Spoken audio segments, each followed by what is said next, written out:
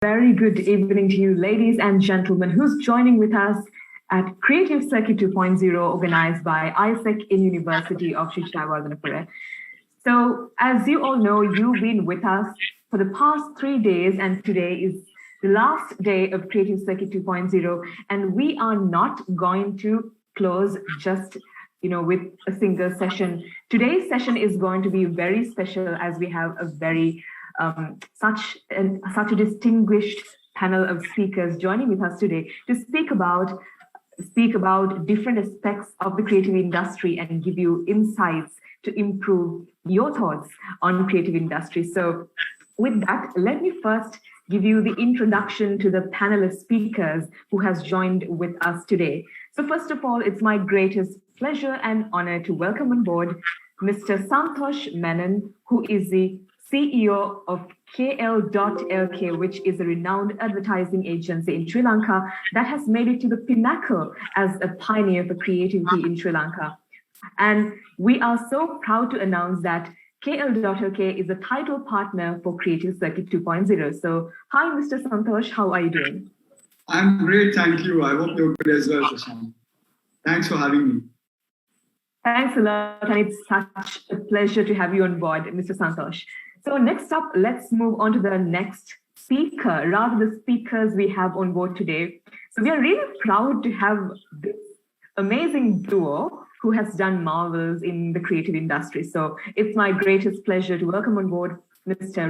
Chriz and Ms. Portia Ratnayake from Meraki United. Of course, as all of you know, Mr. Chriz is an artist and animator, and Mrs. Portia Ratnayake is the Chief Operating Officer of Meraki United, which has come together to produce soulful art, animation, and design that is loved by the whole world when it comes to this field, when it comes to this particular dimension of creative industry. So how have you both been doing? How is it going for both of you? Oh, thank you for having us. It's been a busy couple of years for us, so it's the same, and we are excited to take this moment to join you guys and discuss this topic. Yeah. Thank you so much for joining with us today. Yeah, exactly. Thanks for having. Yes, so we are really looking forward to have a very interesting discussion about different dimensions of the creative industry. And next up, we have another very important and a very special guest joining with us at Creative Circuit 2.0, the closing session. He is the Managing Director for Sound Vision Entertainment, and also he is the event manager for Liaise with highest number of international artists in Sri Lanka. He was the event director for Udit Narayan Live in Sri Lanka, which was the event that gathered the largest crowd in Sri Lanka. He is the producer and an event director for Aditya Narayan and Sankar Vineth World Release. He is none other than Dr. Amri Adheeb. So, hi, Dr. Amri Adheeb, and how are you doing today? Hi, thank you very much. Thanks for inviting me. Thanks a lot. It's a great pleasure to have you on board, sir. So next up, we have another very, very special guest joining with us. He is the Director of Design Operations at Cambio Group, which is Scandinavia's leading market supplier that provides e-health solutions for healthcare and operating systems for regions and municipalities. He's a design coach and a mentor that guides teams to use experimentation and design thinking to solve human-centered problems. He is none other than Mr. Yasith Abeynayake. Hi, Mr. Yasith, how have you been doing? Thank you very much. Hope you are doing well also. Thanks a lot. It's a great pleasure to have you on board as well. So, ladies and gentlemen, as you can see, we have a very vivid and a very,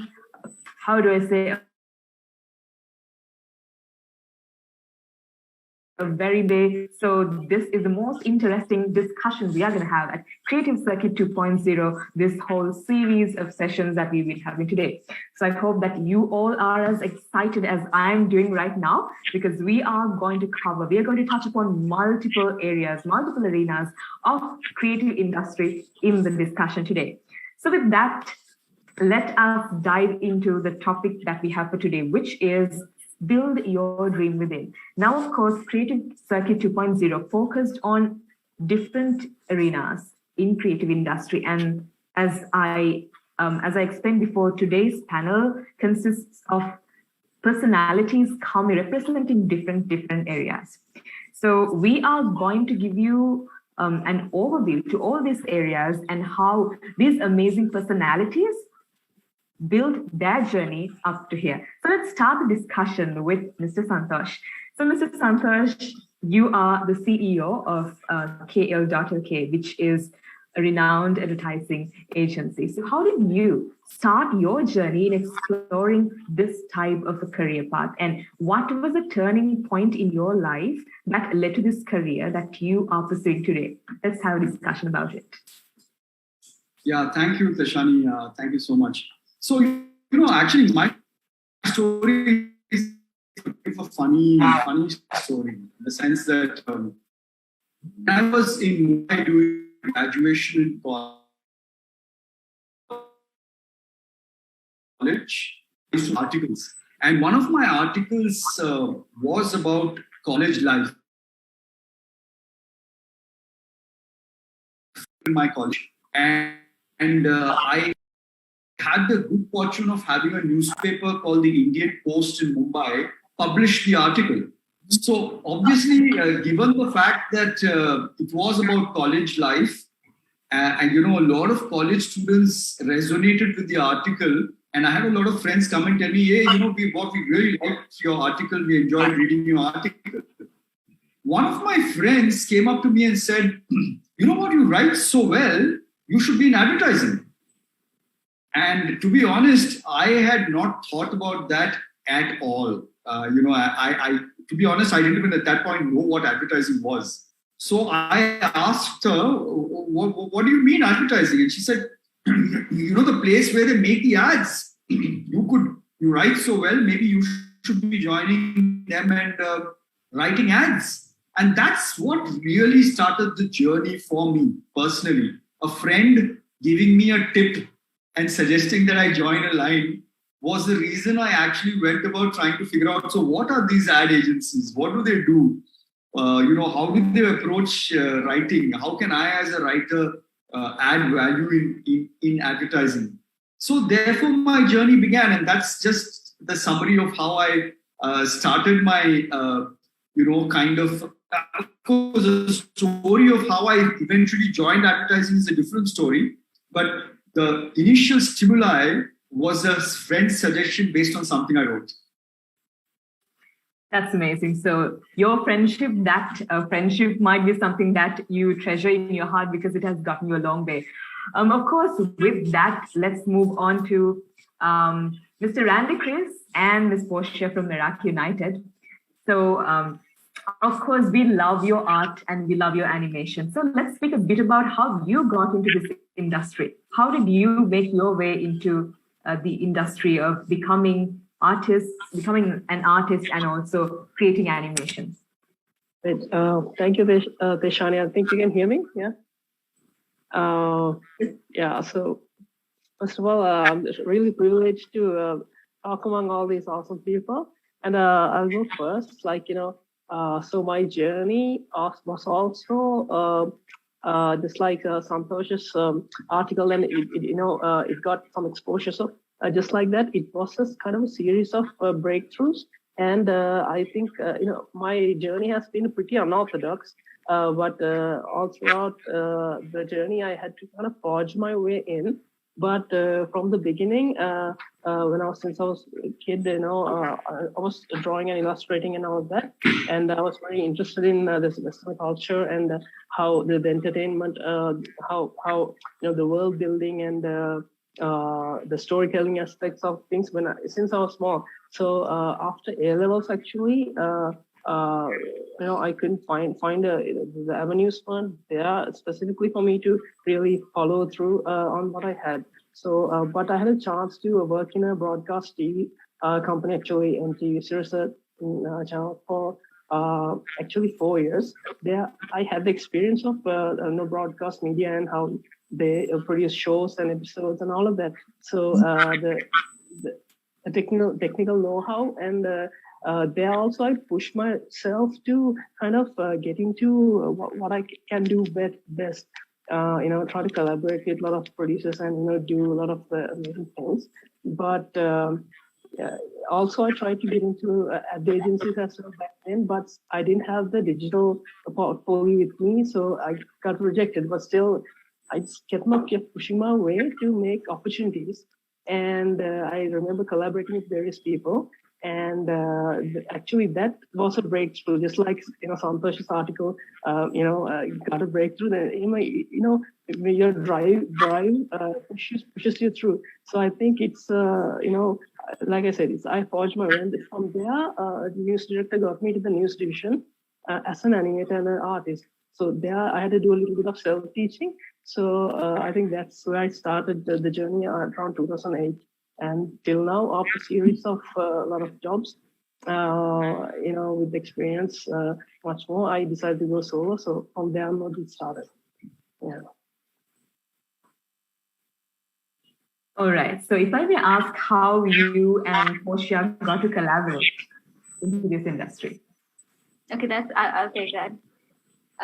So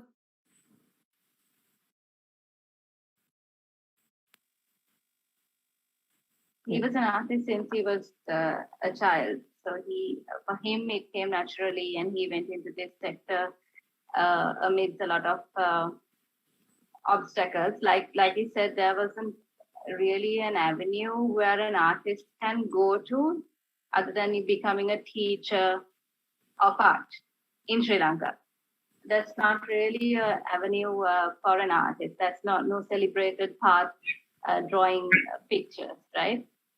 But Randy, so after A-levels, now for A-levels also he faced that problem, what to choose and all that. So after A-levels, he went thinking he'd get a normal job. And then just like Santosh's friend, one of his uncles said, who actually works at a bank, said, you better follow your passion if possible, because it's much better to do something you love than just doing some job.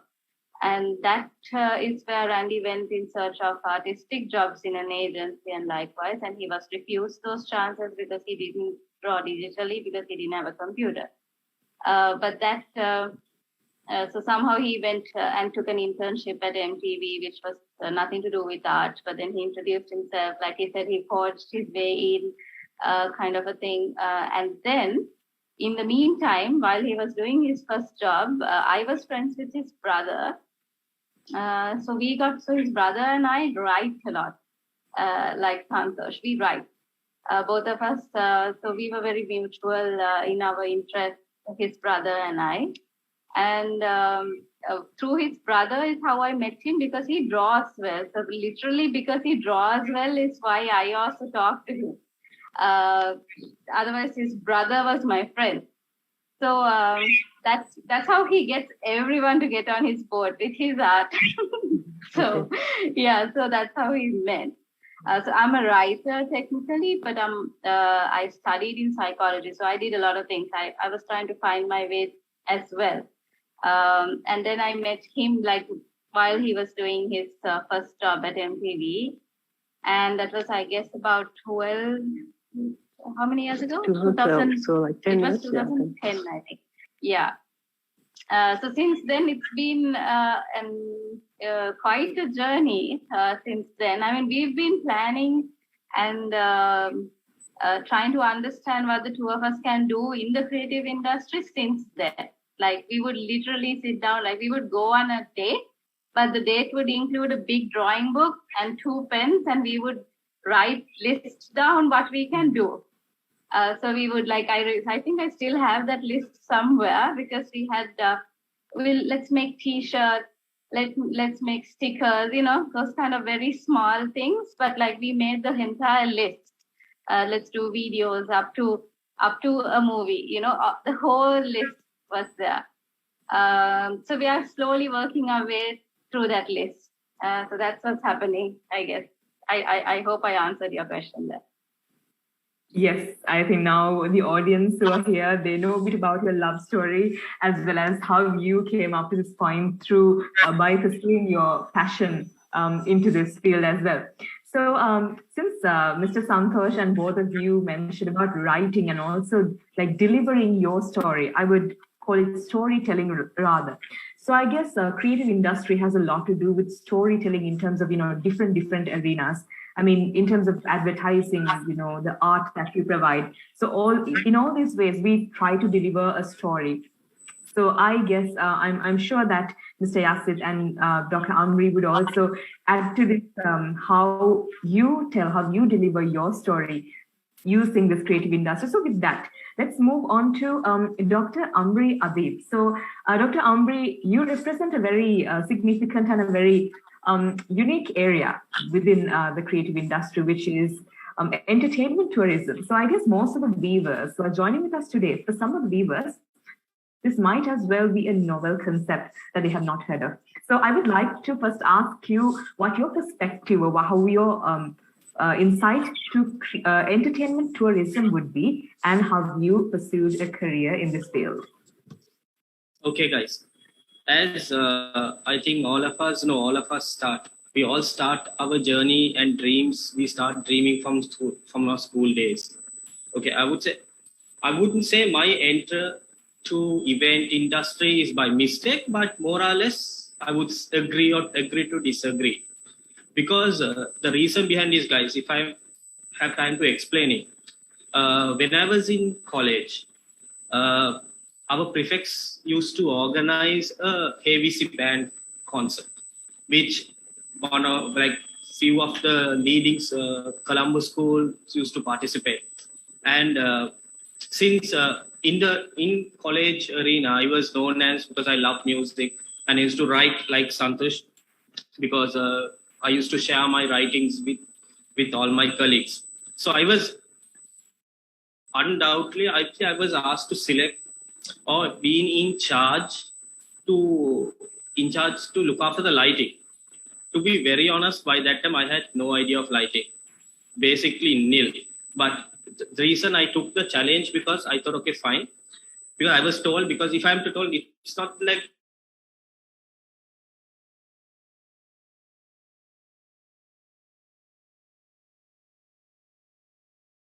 the LED light.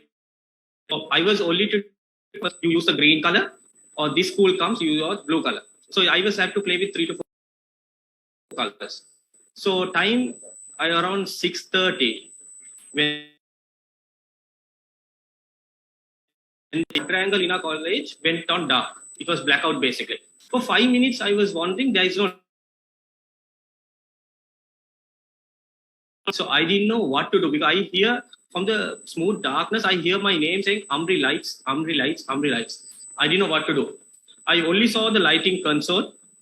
I just increased one fader.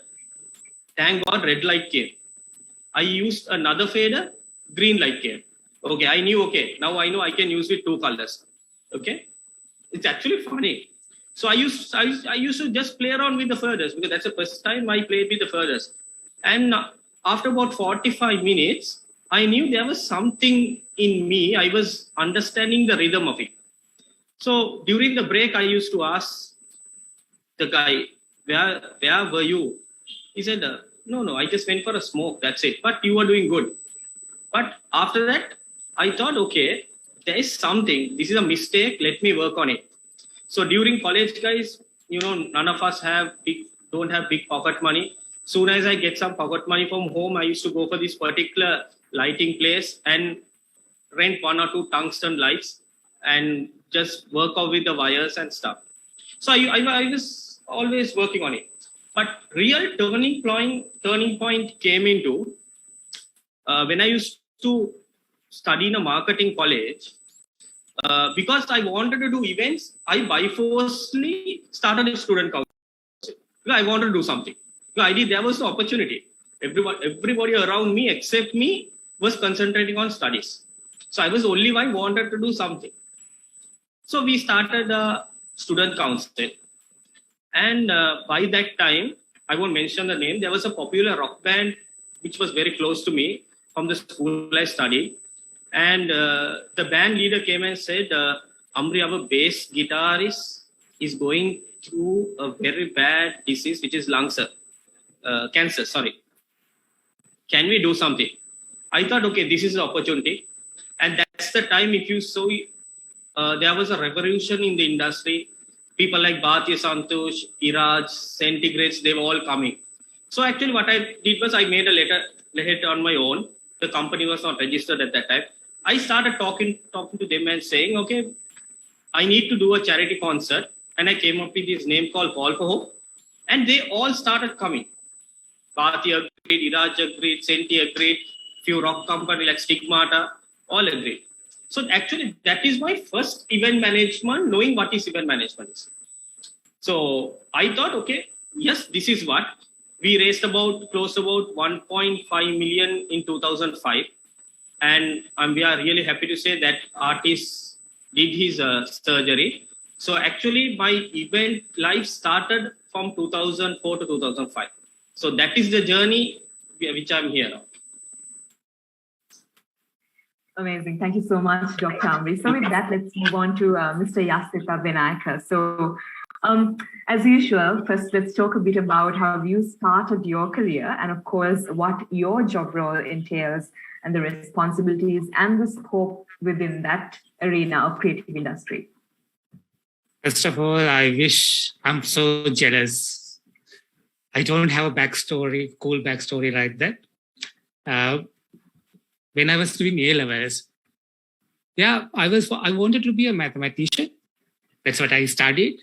And even my school friends, if they see I'm leading 75-member design team in a Swedish organization, multicultural designers, they will be surprised because I was not a leader.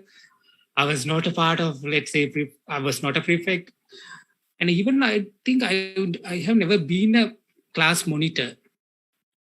Yeah, I have never been. So completely by strange coincidences, I'm here in this industry.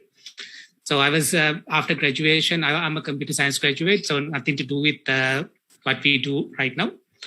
But after that, being a software engineer.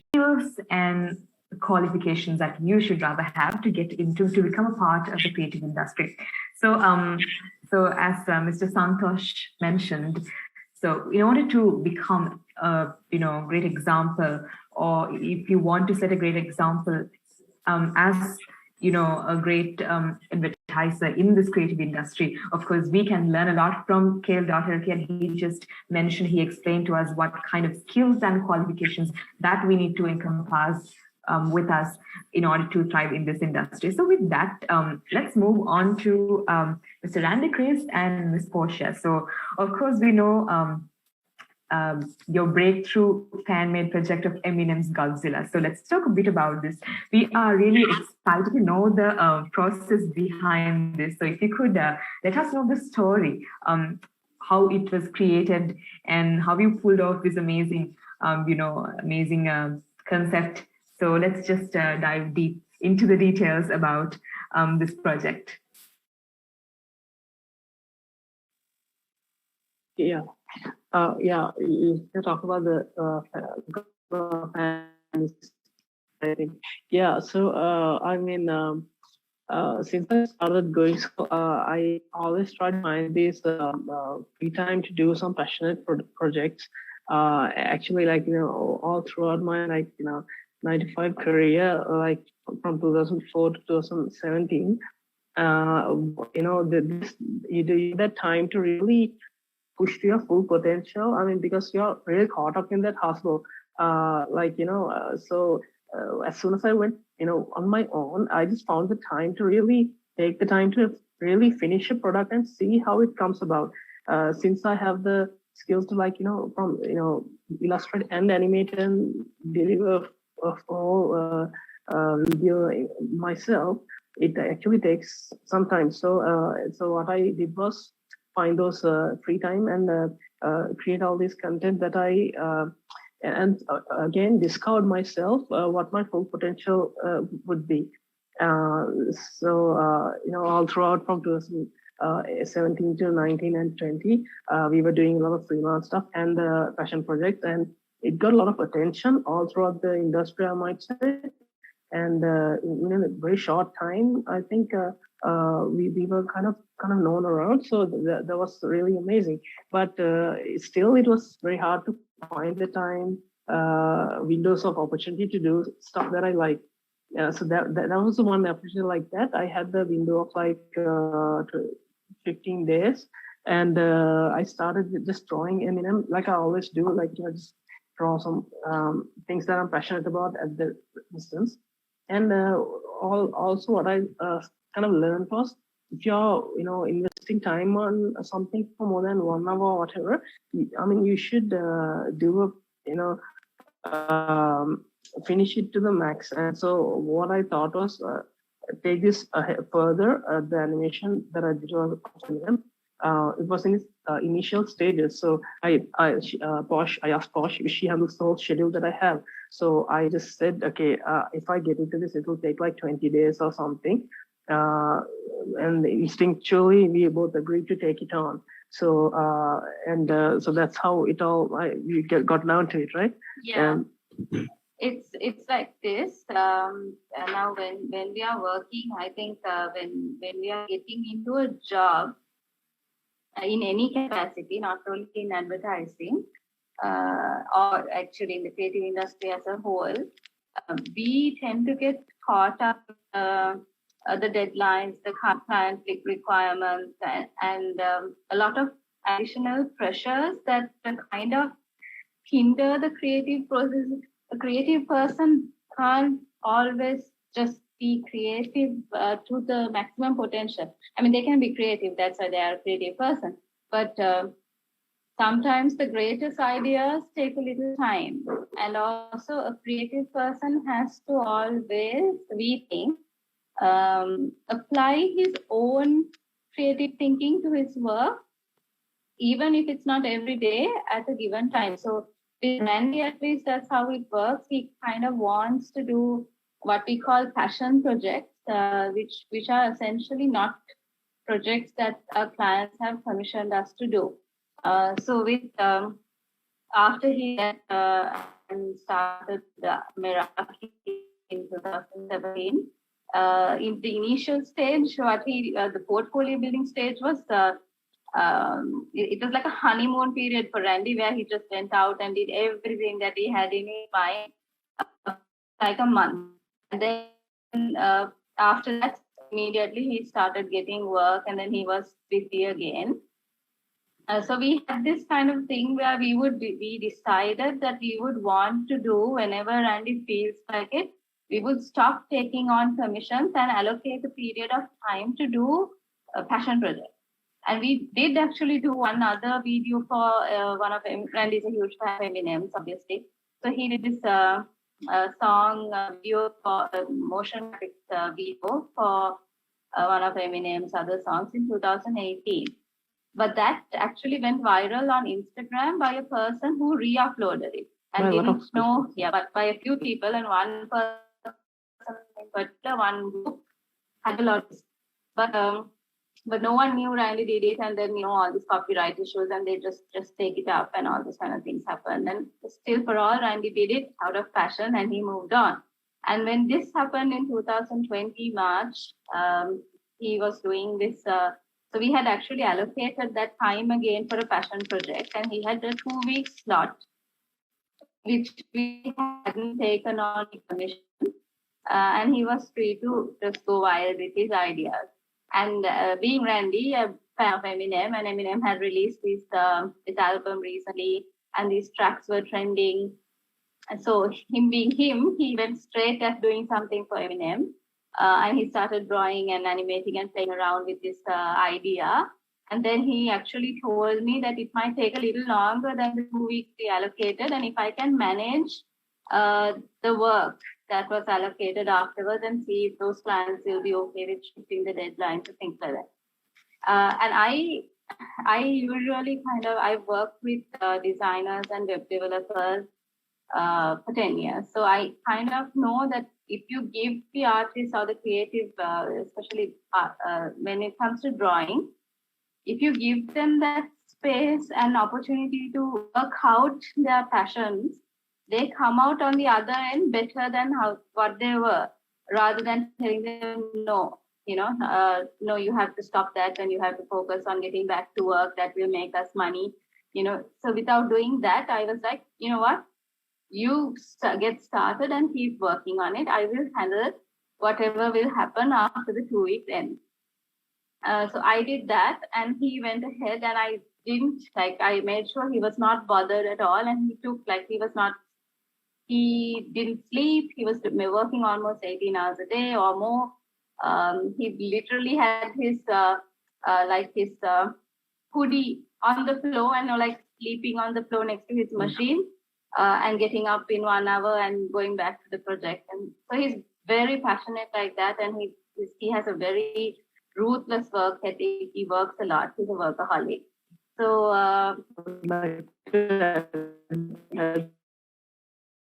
as their team actually announced that they are going to do the official video for this initial track itself. So then I was under much more pressure to finish it off before they release that. So, and also I kind of chose that particular track because they were giving some hype around that. Yeah, so that's what. So I was trying to get at that. So now when he was doing this as a passion project, the difference from when he did another video I told you 2 years ago in 2018, this time a little bit of luck came into play, and Eminem's team actually announced that they will be doing an official video for this very track. And now Randy was already on the path making this video. So he kind of expedited his process, and he tried to finish it and launch it potentially, hopefully before they did the official. And it so happened that we launched it 9 hours before the official. We managed to upload it on YouTube 9 hours before. And that is the reason it went viral. Because people were expecting a video to be launched for that very track, and they were looking for it. So then people immediately thought what Randy did release was the official video. That's what they thought. And they went straight for it. And the good thing is now this is where I think there's something to take away for your audience. Because Randy gave it his 100% or more and finished the product to a level that could be considered and believable as an official video, most people didn't stop, so when they were looking for that video and they watched this video, they actually thought it was the official video. Because if it was for example, half done, maybe he did the first part nicely and then kind of rushed the last part and didn't bother about the details at the end, or kind of did a lesser than music video looking. As in when it comes to animation, it's much harder to do a very detailed animation rather than doing a video shoot, right? So because his animation was as detailed as a video shoot, people literally thought it was the official. And even after the official launch, if you may say so, people actually commented that they preferred the animated one a lot. So that is where that is what we have to take out from this. It's not the fact that we got lucky and it so happened that people were looking for it, but the fact that when luck occurred, we had a good product that supported that coincidence, and people were able to take it up. Amazing. And one of the key and very important aspects that you highlighted was the passion that you should have in order to contribute to this industry as well. So if something comes out of passion, I think that would be, of course, more enhanced in quality and delivery, other than, just delivering something to the client's needs as well. So speaking of passion, I think I would now turn to Dr. Amri. I'm positively sure that, of course, event management is your passion, and that's why you have excelled in this up to a level as this.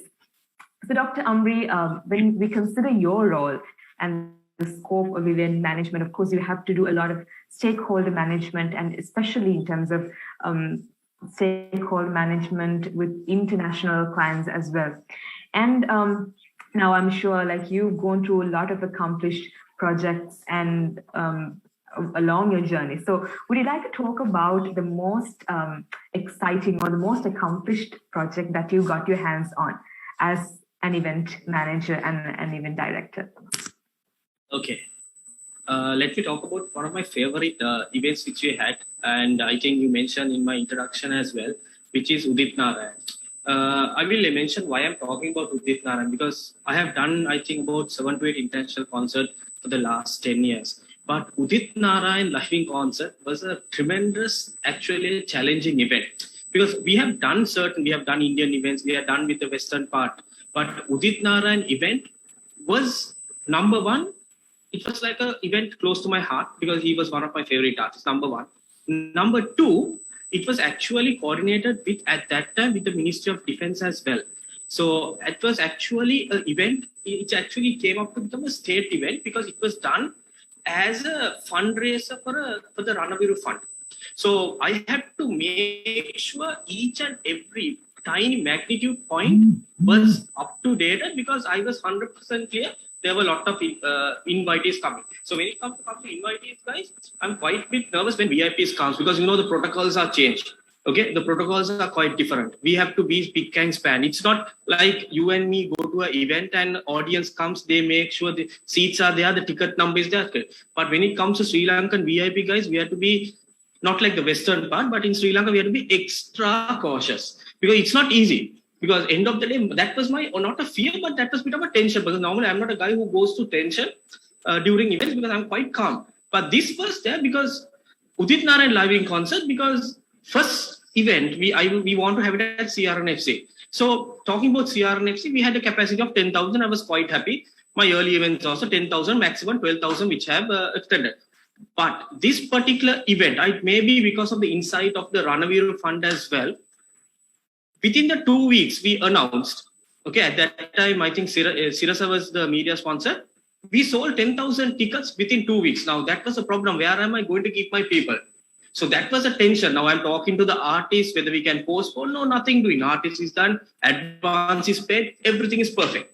But only option I had is in Colombo, the biggest ground or the place we have is Golf Face. So the next challenge was go to the Port Authority and ask, can we have your venue? First impression was no, we don't have musical shows here. No way. And not at this moment. So that was a tremendous. I need to talk to the minister. At that time, I think I won't mention names, but the minister was quite courteous and supportive. And we got the venue. Okay, we got the venue is fine. I got the venue only for 3 days. Now, I am getting the technical rider from India. They need an 80 plus feet stage. Now, the biggest stage I had in Sri Lanka is 80. So I need to go for 100. So I need to talk with my technical people, the stage management people, the lighting people. And next challenge is how am I going to put up a 80 feet or 100 feet stage within 12 hours.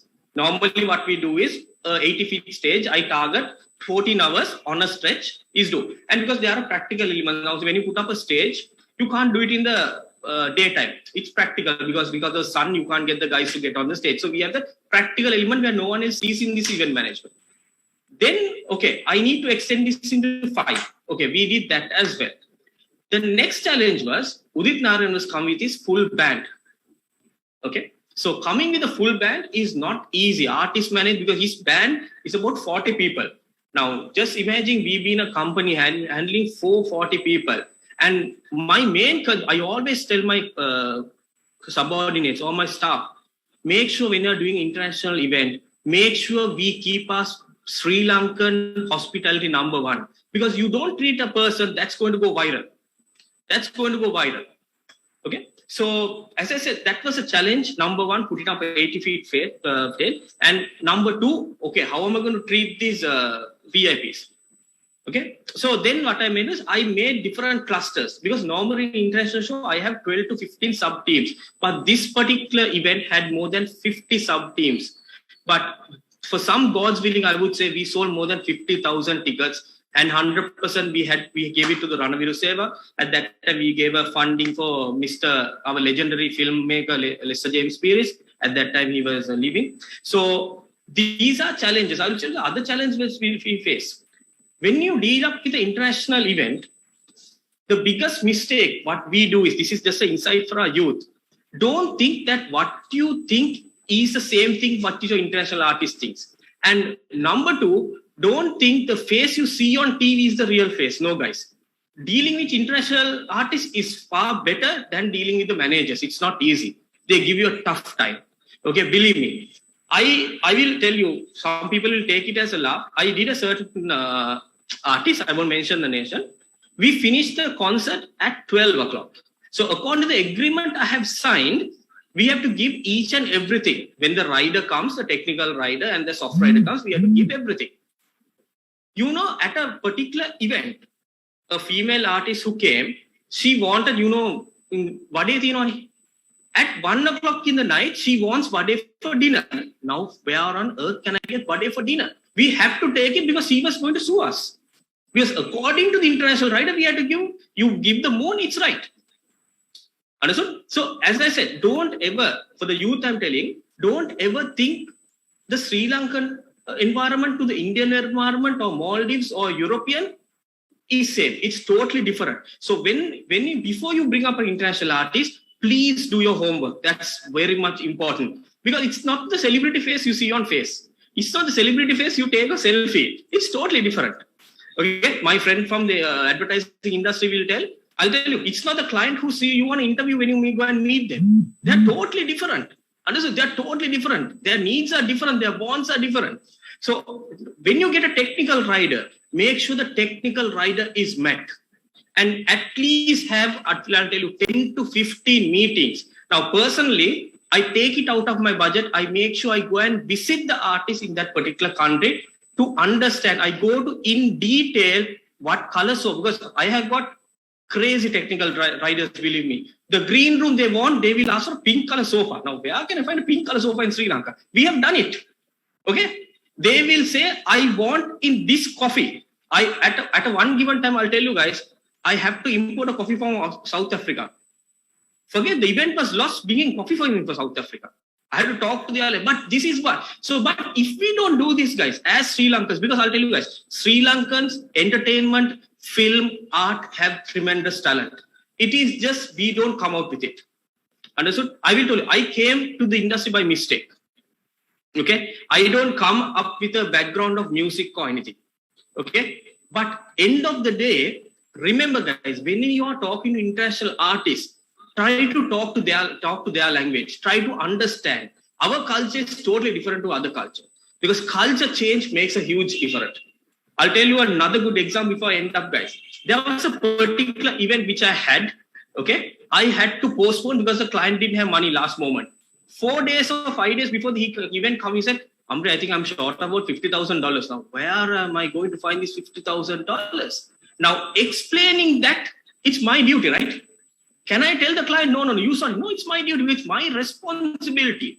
Okay. Ultimately, I have to tell the client, okay, you find a penalty, I will do the job. Believe me, when the artist came to Sri Lanka, he didn't talk to me until the show is over. Because he was so annoyed. Because he had another show, he has to cancel. So, end of the day, guys, I always being Sri Lankan is being cool. Because end of the day, event manager will never get popular. If you want to be fame, don't select event. But if you want inner satisfaction, event management or creativity, artistic, if you take a film director, it is not the film director who will get popular. It will be the person who's in the drama. It is an inner satisfaction. And also, when you are doing an event, make sure you have to promote your country because we are in event tourism. We are in a pandemic. Okay, see the avenues which you can. We have loads of avenues. Now, if you take Dubai as an example, we are talking about Dubai Expo. We are talking about IPL. We are talking about World Cup. We are watching a World Cup where a country doesn't have a World Cup. We are talking about Expo where that country doesn't have anything to sell. Understood? But where are we heading? As Sri Lankans, we have everything. But I don't know whether I'm correct saying, but end of the day, we don't have an industry. For me, I think it's recently only because of the pandemic, because of the leasing issues, we started Event Management Association. Fine. But for last 50, 60 years, what are we doing? End of the day, we need to have an industry. We need to have an industry. So end of the day, any government, any institution, any finance institution, support the industry because it's not me who will come up. People after me have to come up. I always tell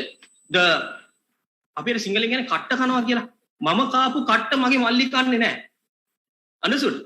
That generation won't. So I always say, if you take the film industry, we see loads of talents. But end of the day, where are these talents going? So I would always say if Sri Lanka needs to boom, now since we are in a pandemic, we are looking for all avenues. I see the entertainment, the artistic to creative industry can do wonders. Now we are seeing people who have done, my good colleague has done videos for Eminem. Why don't we back him? Not tell Eminem, let him go to the next industry. We have advertising agencies. My good old friend said he feels happy when he go overseas to see his commercials. So we have people, we have art directors who can conquer the world.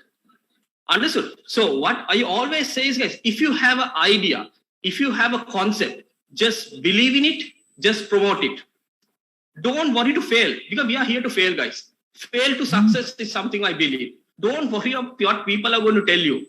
Understood? So my main idea is, if you're in an industry, nevertheless events to anything, just believe in yourself, make your strategy. Because finally, before I'll tell you guys, I'm a marketing lecturer. I always tell my students, if you have a concept, I believe it's 30% strategy, 70% it's you.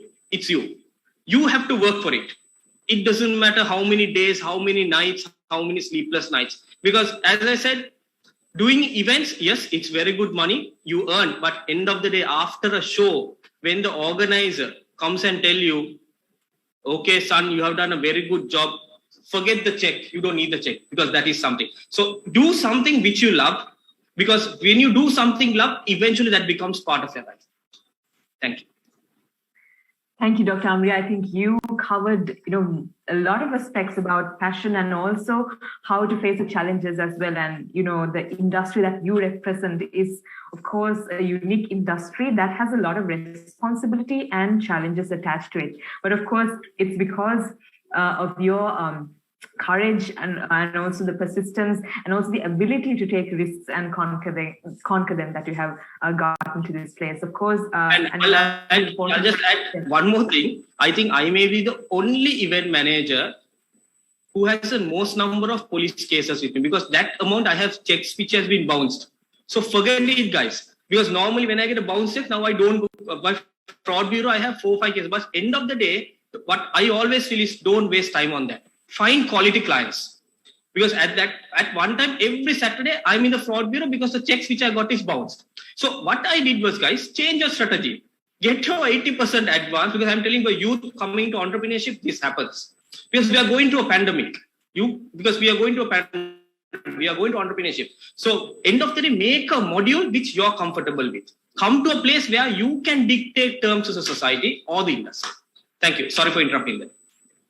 No problem, Dr. Amri. I think, yes, you touched upon the pandemic as well. And of course, you gave a very important message to the audience. And the message is that you're giving a wake-up call to all those enthusiasts who have the talent, and who have the passion, but do not come out and try that out. So I think this is a great wake-up call to everyone who wants to touch upon this industry, because it could be Sri Lanka, it could be elsewhere. However, if you have a passion and if you have the talent for it, you need to step out and you need to take the opportunities and go forward, and you need to be a risk taker.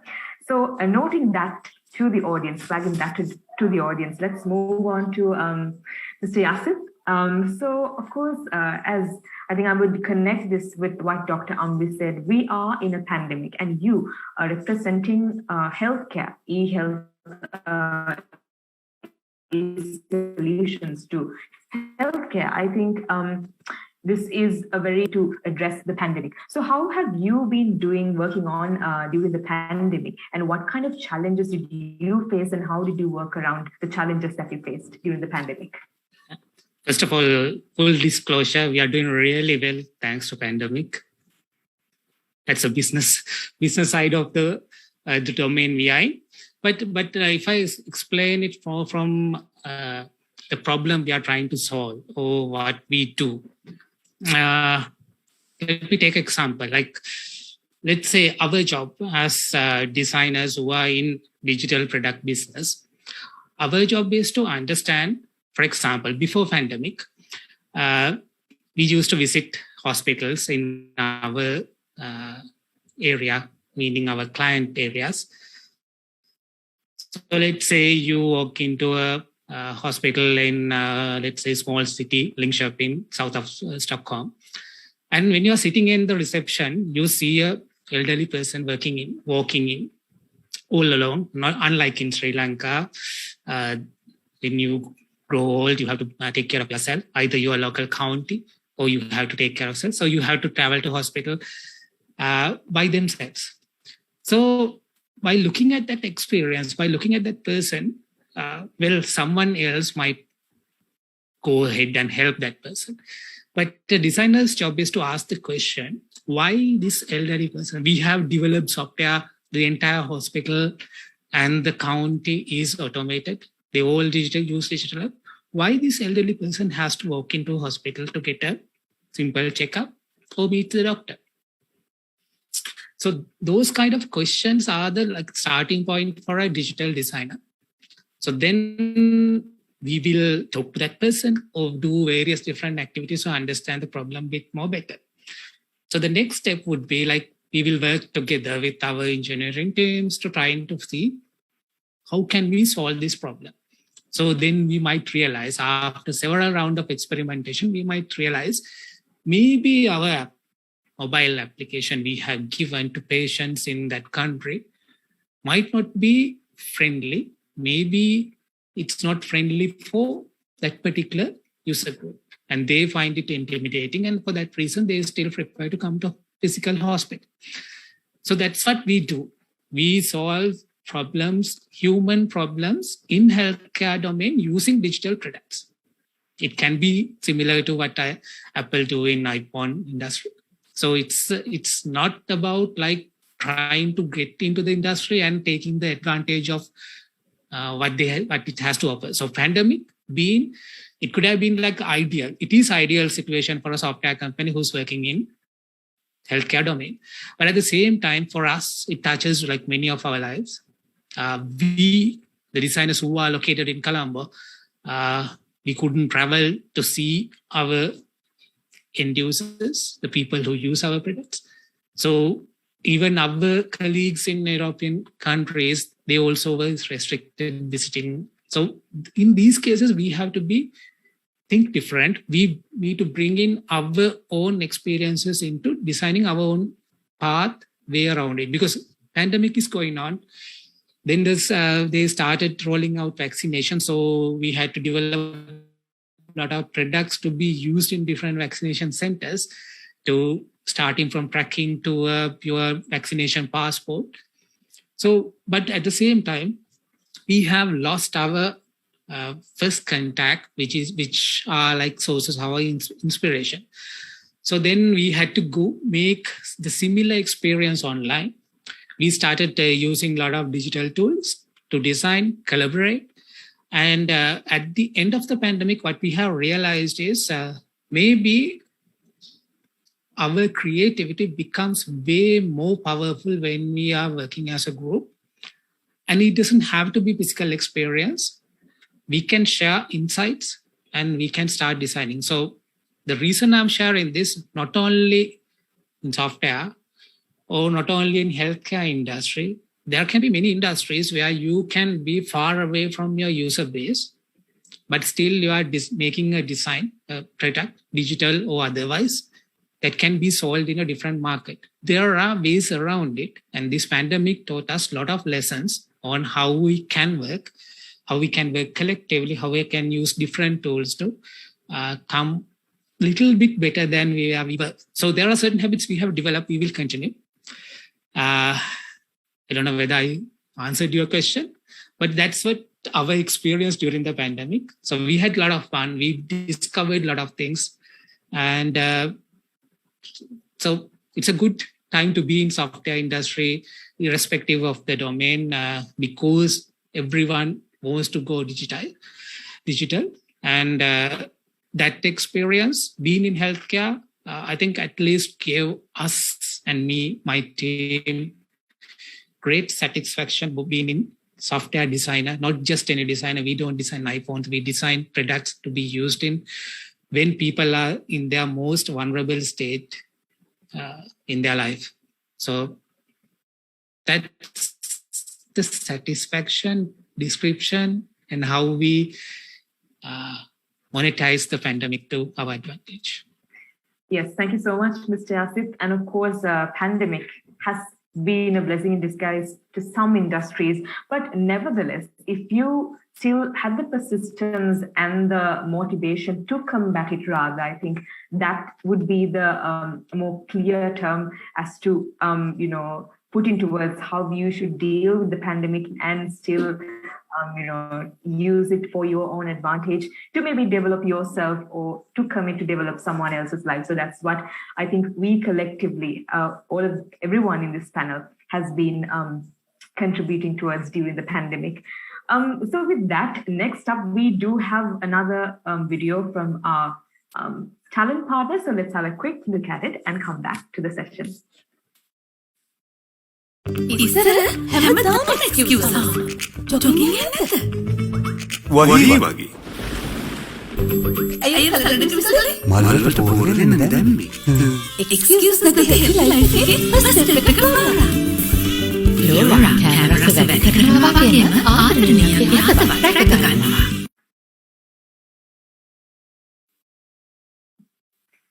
Once again, we are back with the discussion that we've been having. It's been such a great and an interesting discussion about different aspects of creative industry. So now I think I'm going to turn to Mr. Santosh.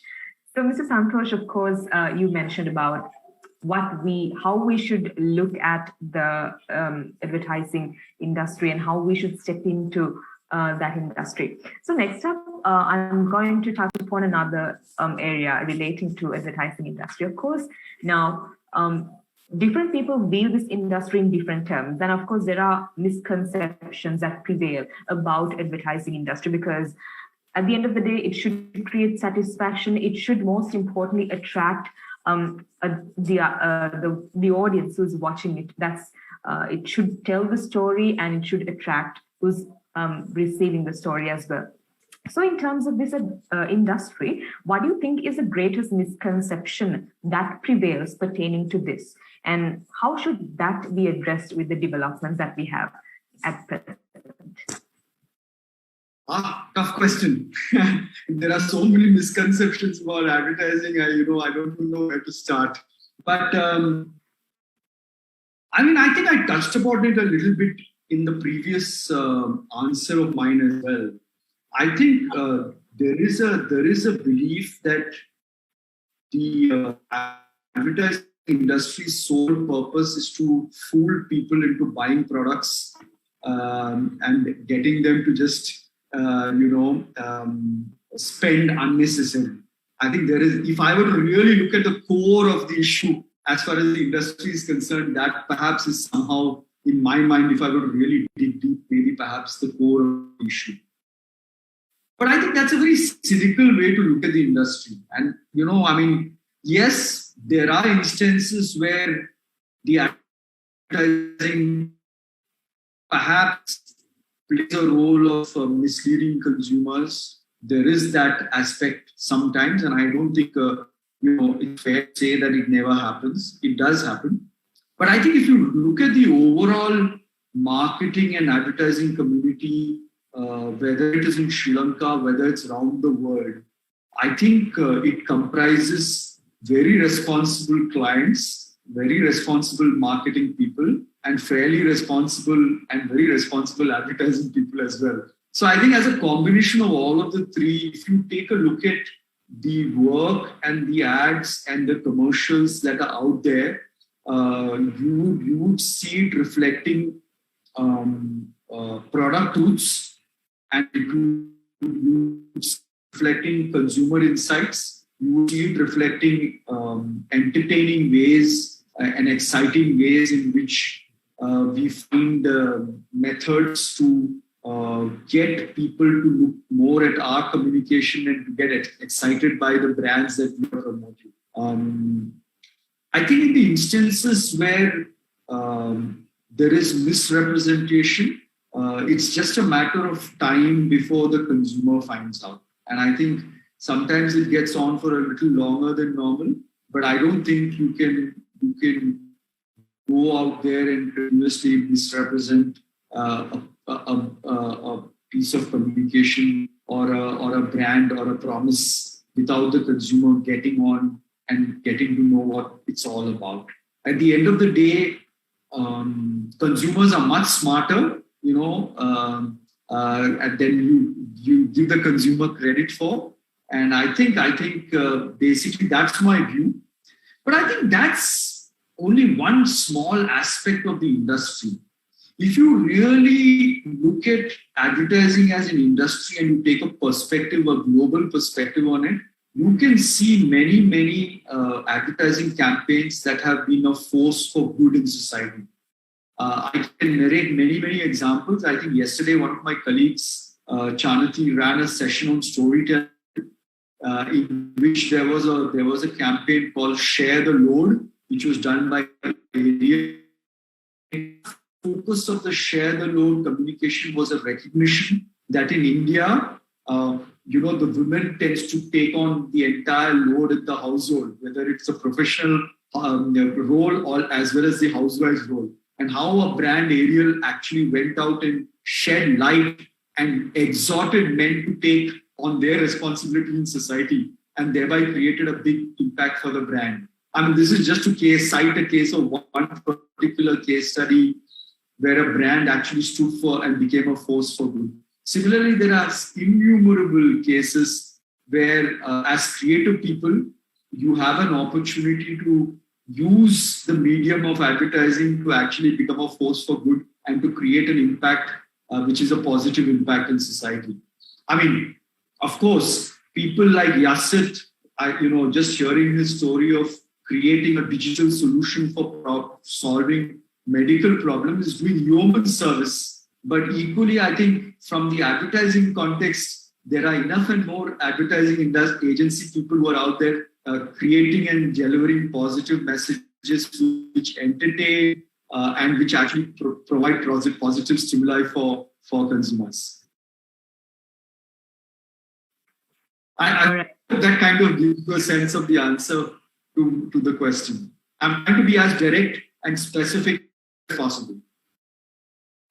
Yes, Mr. Santosh, I think you gave the answer that we were seeking for. And of course, there's so much to learn from what you talked about the advertising industry and how we should work around that as well. And at the same time, we are joined by another very special guest. So we have Mr. Yasith Sirisena, who is the CEO of Prodigy Interactive, which specializes in interactive media, game development, virtual reality, and augmented reality as well. So we've been carrying on the discussion, and you joined halfway, Mr. Yasith. But however, nevertheless, sorry for being late. Missing the party. So, yeah. Anyway, we could have you on Randy. board. Yes, so we have Mr. Randy as well, and we have this amazing panel. We have another Yasith here as well. This is the first time I bump into another Yasith, setting like that. Good to see you. Good to see you. Hey, same here. That's amazing. That's interesting. Yeah. So, Mr. Yasith, anyway, it's so amazing that you could still be a part of the discussion, and we have a lot to hear from you as well. So, while asking how we are doing right now, and I just want to shoot to the first question that I think most of our audience wanted to know. So, of course, Treta is the first AAA game in Sri Lanka, and that had a massive, effort behind that, and that was such a unique product. So, I want to ask how your experience in translating and designing ideas into functional game codes has been, and how did Treta come into play, and how was the backstory of it like? Yeah, we rephrased this whole thing to the aspiring AAA title from South Asia. So actually we are targeting into a larger audience, right? So and into a really big space in game development. Even here we have Randy, who's been working with game studios as well. So we love your work, and we love what you guys do at Meraki United. So we big fans of the work. So we've been working day and night to get a quality product done out there. here you have professionals of all categories of creative aspects, like advertising and all of that. So we specialize in game development, and we try to push our content into the global market rather than the local market we have, because it's when it comes to a creative perspective here in Sri Lanka, the perspective of the cultural perspective is very that when you go into a creative business, the culture you have in Sri Lanka, it doesn't really push its limits to the extent that you really need, right? So what we at Prodigy Interactive is trying to do is get it made here and get the product out there. So we have so many targets next year as well. So these 2 years have been so tough working at home, and running creative projects has been a nightmare, right? Like getting the right design done and everything, because you need to be physically out there, and you need to guide people how you should do it. But right now, like these 2 years, it has been a complete nightmare. And like getting the right the creative sense it has become a really tough situation. But I think Sri Lanka is recovering now, and we are open to hire, and there is so much work left as well, because the processes have inside the company, the whole process has slowed down. People the heads have moved in, and some have moved out. All of that is happening. So it's not just for creative gaming industry, just of the whole creative industry as well. And this has affected other businesses as well. So like we've been working with all other agencies as well, so we know we get it, we are paying people won't put money out there to get a creative aspect done.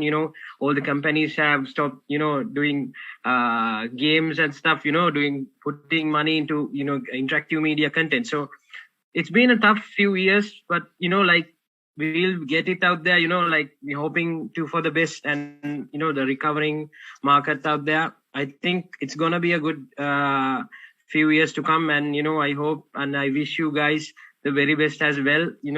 Like we've been staying strong, but there have been so many ups and downs during the last few months, and it's been a great hit from us. But I think we will recover soon, and like get people out there, and get the whole old physical activities back, and like working in agencies and all of that. Like it needs to be physical rather than staying home. You need to have human touch and human feeling in the products that we put into like. So we really love to push it out there, and like I hope for the best. And yeah. Yes, thank you so much, Mr. Yasith. I think we all feel somewhat, nostalgic about having to, avoid this human interaction and having to stay home. But definitely, if we have hope, then we will be able to get back to better and kickstart everything that we're doing. And yes, so with that, I think we are coming to the most important part of the discussion as well. And since we have everyone on board here, I think everyone who's watching us today will be able to extract something really great out of this part of the discussion as well. So this is for Randy and Portia. So now, of course, in Sri Lanka, or rather in the world as well, people want to come into this industry if they are more aware about this. But I feel like, we need to create more awareness of the industry that we represent in. And my question to you specifically is that if a beginner is to start out with this industry that you are representing, what kind of an approach he or she should take at the initial stage? Okay, I want to jump in and kind of add here what Amri said. I personally believe there is no industry in Sri Lanka yet, like you said. There's no price set for the work we do. There's no talent ready to deliver in that standard yet, because they're used to delivering substandard products. Like Yasith said, because there's no market to receive it, there's no funding to fund it, and therefore we don't go that extra mile to finish it. So that is to start with. We all, I would love if all of us here right now can get together and do something, organize. Amri, maybe you can do this, whip up some magic and have this grand experience that we kind of market to the outer world that includes all this talent, the creative talent, the technical talent, the AR, the VR, the animation, whatever, make it a grand event that instead of marketing our Ferahara for so many years, that is something foreigners come here to look at, right? We need something else that these people come here to look at, or even if they don't come here, that even a virtual experience is possible if we market that. And like Amri said before, during a pandemic, now we are looking at these other options and waiting to send our mates back to the UAE to get dollars. There is this very open avenue in the entertainment industry. Massive, right? So we are just kind of sitting on this immense creative, not letting them go to their potential because we don't have the market and therefore the budgets to work on something in an international level. In Randy's case, it is rare because he gets to produce an entire video by himself, right? So that is something that now he can afford after 15 years working. He is able to afford to take that time off of his schedule and still feed his family, still feed the additional employees that we have, and do something passionate in international standard, right? And we know by the experiences for the last 1.5 years, the pricing that we got and still get in the Sri Lankan industry is pathetic. Okay, so it's nowhere close to where it should be. It's sad in the biggest way possible. Like Amri said, there is zero organization. There's no authoritative body. I don't mean to say we need an authority, but kind of like a structure where people are advised how to price themselves, or where they can find out where they are and what are the paths to put themselves out there. And Amri talked about these technical riders and things like that for the international artists. So if you're talking about our own local artists, we don't know what the rider is. I recently understood that part of the whole entertainment industry after Yohani, but that aspect of demanding anything that they want in order for them to perform, right? So we are also in the creative industry. We are also performers. And like Amri said, we don't get any recognition. The actors and the singers get those, the colors, right? The ones behind the scenes don't get anything. Maybe they make money, hopefully, if they're lucky. But mostly in Sri Lanka, they don't, because there's no market that they can recover that cost from, so nobody's willing to invest. So we need, very rightfully, as he said, and as Yasith said, to make products that are sold globally, even if it's made here. So we need to broaden our viewpoint on where we are headed, rather than being the first in Sri Lanka, the best in Sri Lanka. Nobody cares. Okay, so you just need to kind of get out there and do international level products. I think someone needs to take the stand and kind of take the risk and do it, because like I said, there's no budget, blah, blah, blah. And I know Yasith Sirisena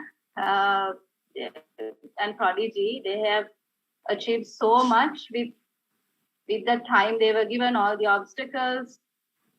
And it must be frustrating the last 1.5 years or 2 years to have to stop all that suddenly because of this pandemic, and then not being able to push forward what you already done, because that's the creative industry in Sri Lanka, right? Even if there was no pandemic, now look at Gadaman.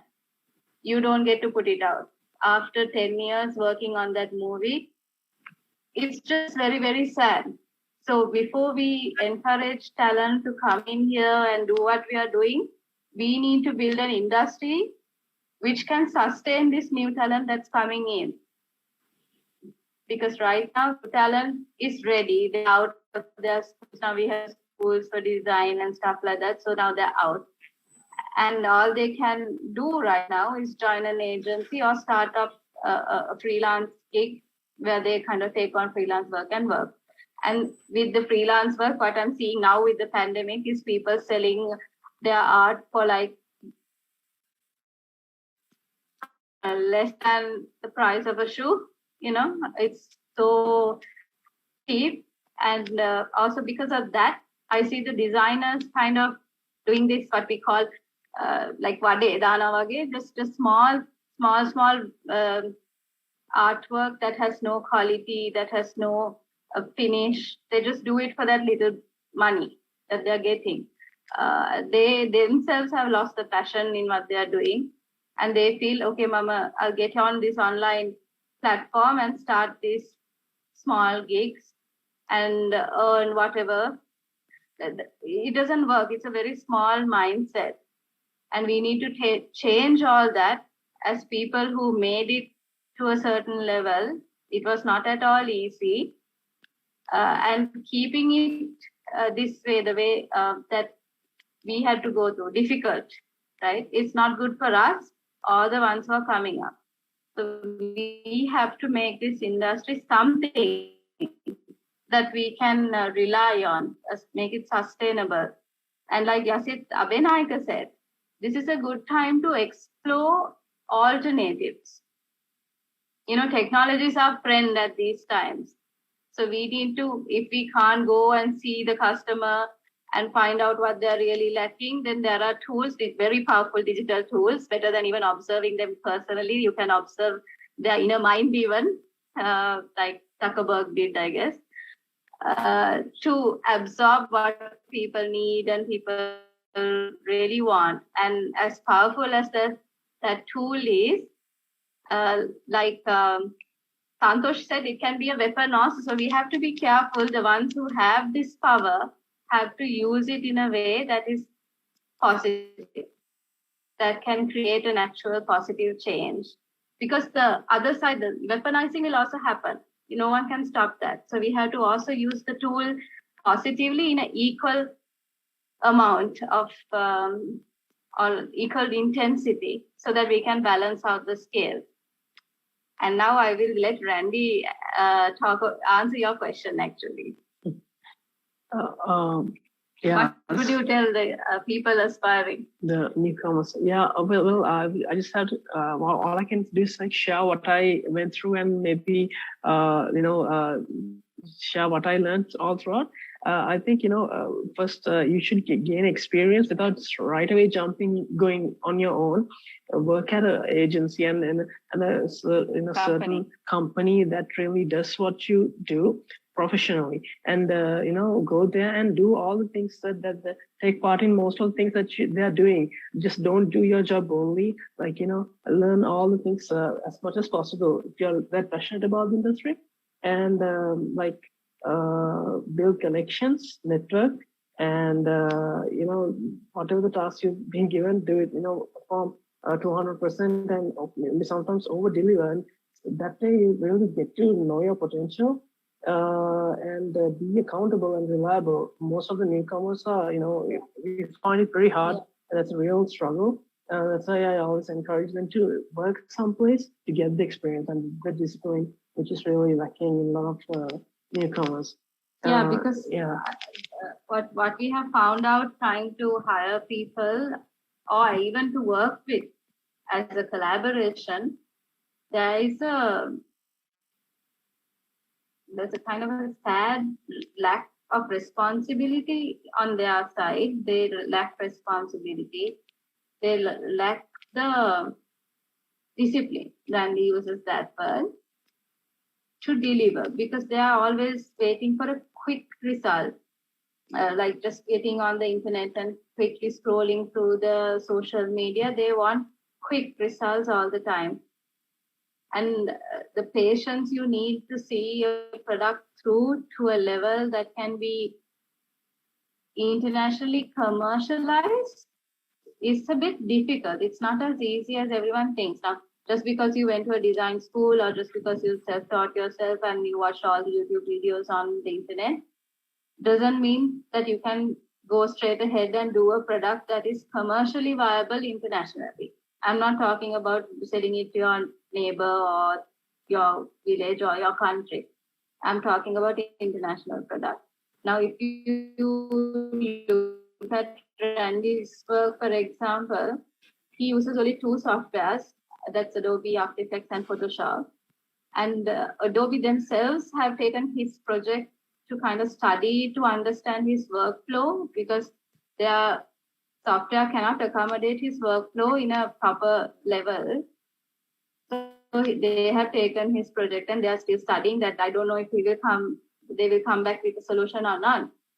But the extent to which he's pushing this software is such that the software itself has to work with him to upgrade their software, right?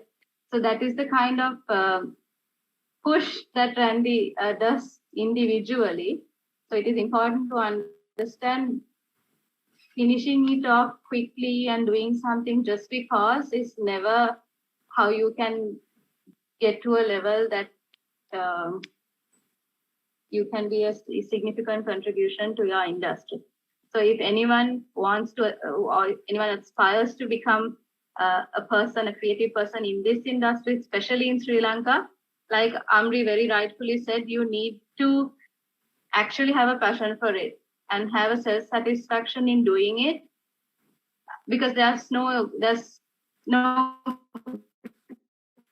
reward waiting for you immediately.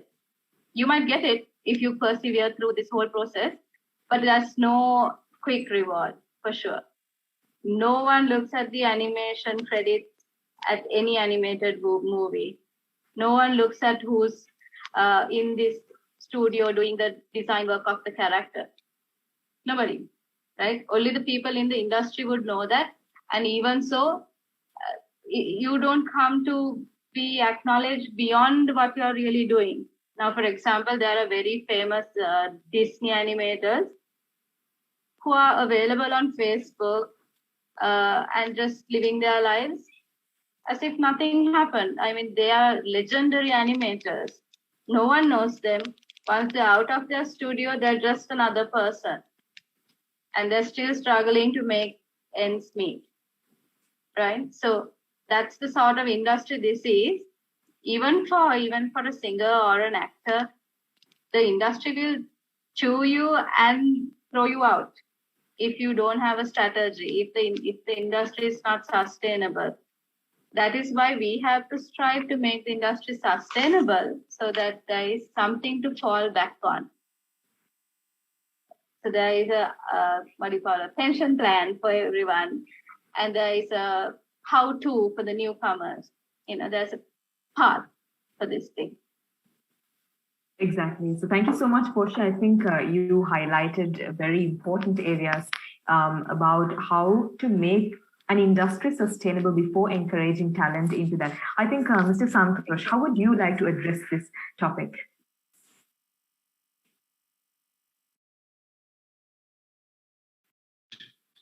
Yeah, I'm unmuted now. Can you hear me clearly? Yes, we can. Yeah, that is really passionate stuff there from Randy and Portia. I think I have a dreamer's view on this, and I know I want to express it. I think all of the people in this panel today expressed a certain passionate energy. Whether the first Yasith, who's the Abeynayake, or whether it was Yasith Sirisena who just came in, or whether it was Amri, or whether it was Randy or Portia, everybody talked about a certain, kind of like an inherent passion which drove them. And that's, I think, inherent to creative people. Creative people have a certain urge which comes from within, and that urge takes over and makes them do inexplicable things. and create amazing stuff which you really can't predict where it's going to go. I mean, if I'm talking to young people today, I would say to those young people, see if you have that inherent urge in you to do something. And then the other thing I would say to them is believe.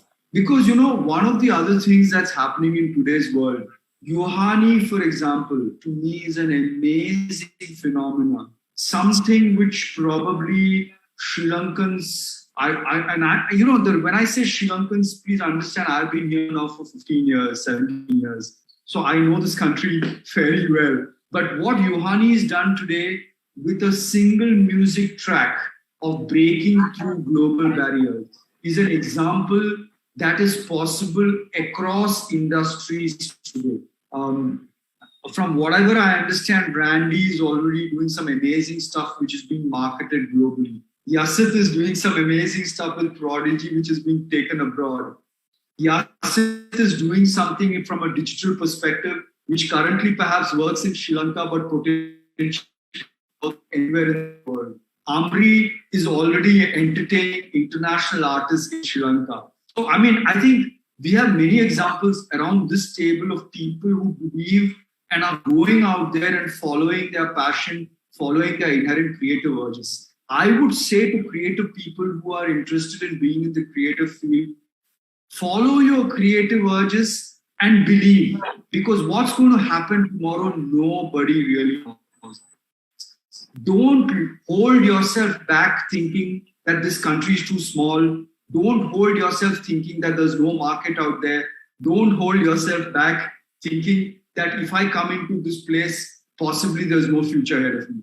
I think I would say the opposite. I would say if you have an urge, believe and take the plunge, go with the flow. You know, there's never any perfect market. You go to any country in the world, there are the challenges that's going to be there. Whether it's a large country, then you say, oh my God, it's such a large country, there's so much competition, I'm never able to do anything. If you're in a smaller country, you might say, oh, maybe there's no market. But the fact of the matter is, what are you feeling like within you? What's your heart telling you? Do you have a creative urge? I'm saying pursue it, go after it with a passion. Take the examples of the people in this panel, be inspired by that, and take the plunge and go ahead and explore and be in it. And the fundamental problem I feel is if you have the urge and you resist the urge rather than believe in it. So that's my message to creative people who have the urge.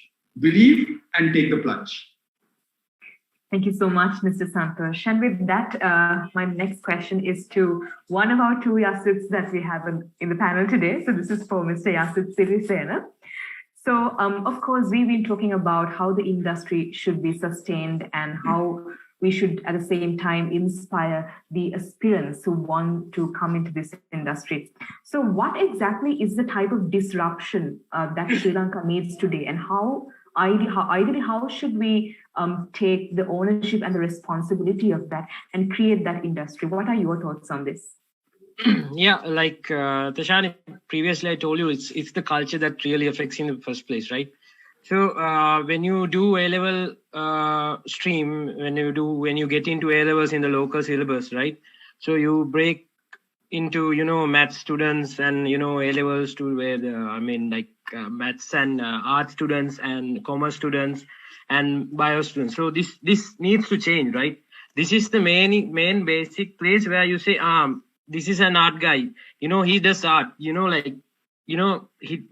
doesn't, he says like, we don't respect him at all, the whole aspect in the first place needs to be broken there, right? And also universities need to support creative content creators and, push interactive media content into their syllabuses, not just from O-level, not just from A-levels, just from O-levels itself. You have to introduce these kind of aesthetic subjects to, carry forward. Like, in the typical parents' mindset, they say you need to be a doctor, you need to be a mathematician. We need to change that perspective of how you respect art in Sri Lanka.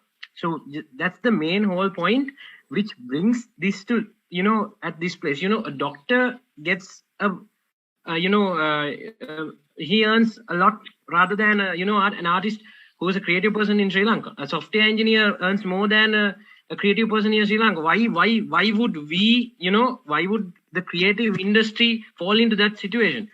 All of these creative content, even the UIs that people make are creative. Even this Zoom content that is delivered over to internet in tech, you need to see an interface. It's being created, and it's a creative stuff that needs to be put into everything. Even a laptop design, everything. So this needs to change in the perspective of the Sri Lankan mindset needs to change. First of all, we need to add creative content to the Sri Lankan universities, Sri Lankan, A-levels and O-levels. We need to start from there as a seed. We need to, change the perspective of the children who is coming out there. And, we need to start from there. So that is the main, I believe, Theshan, that's the main point where, we need to change the whole aspect of, creative content here in Sri Lanka. So this needs to change. This will, boost up the industry. And, when it comes to my industry, game development, it needs to change, from the basic, case of game development. Like you say, when you're playing a game, your parents come and say, no, you don't play a game. You don't need to be on the device. That's bad, right? Like it's a creative thing you are presenting to your, you're like, you get inspired by a creative thing. So that perspectives need to change. Technology, I know technology is not too good for, being in technology is not too good as well. But you need to balance everything, and you need to, even as parents, as young parents, you need to teach your kids what creativity does in the future, and how it affects the whole perspective and the whole society. So you need to keep that in mind. I think, Theshani, I think that's the whole, this. If we can change this mindset and give some priority to design and creative aspect, I think things would change here in Sri Lanka, and a lot could happen after that.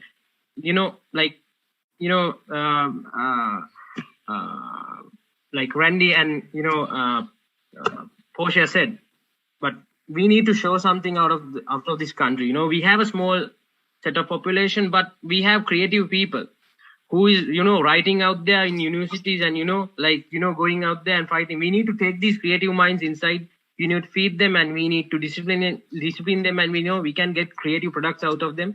I think we need to start from the syllabus itself. I think from the main ecosystem of education, we need to push these creative aspects to them. So yeah. Exactly. I think that's a very valid and a timely topic that should be taken into discussion today. The change should happen, and it should start with ourselves from our childhood.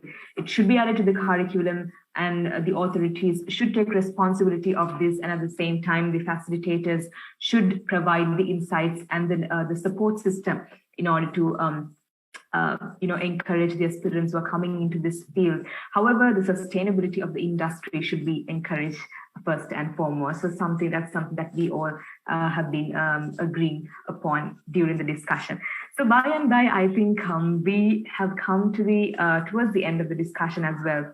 And we've had such an amazing discussion where we could, where we could talk about a lot of different arenas, multi-dimensions that exist in this creative industry. And we understood what the loopholes pertaining are and how we should be addressing them in order to enhance the creative industry as of today. So before we wrap up, I think I'm sure that the audience who are here today could learn so much of things out of this interesting discussion that we had today with this amazing set of panelists. So before wrapping up, I think I would like to invite all of these amazing panelists to leave out a final message to the audience that has gathered here today. How to maybe develop, how to take the next step forward as to pursue what they want to do.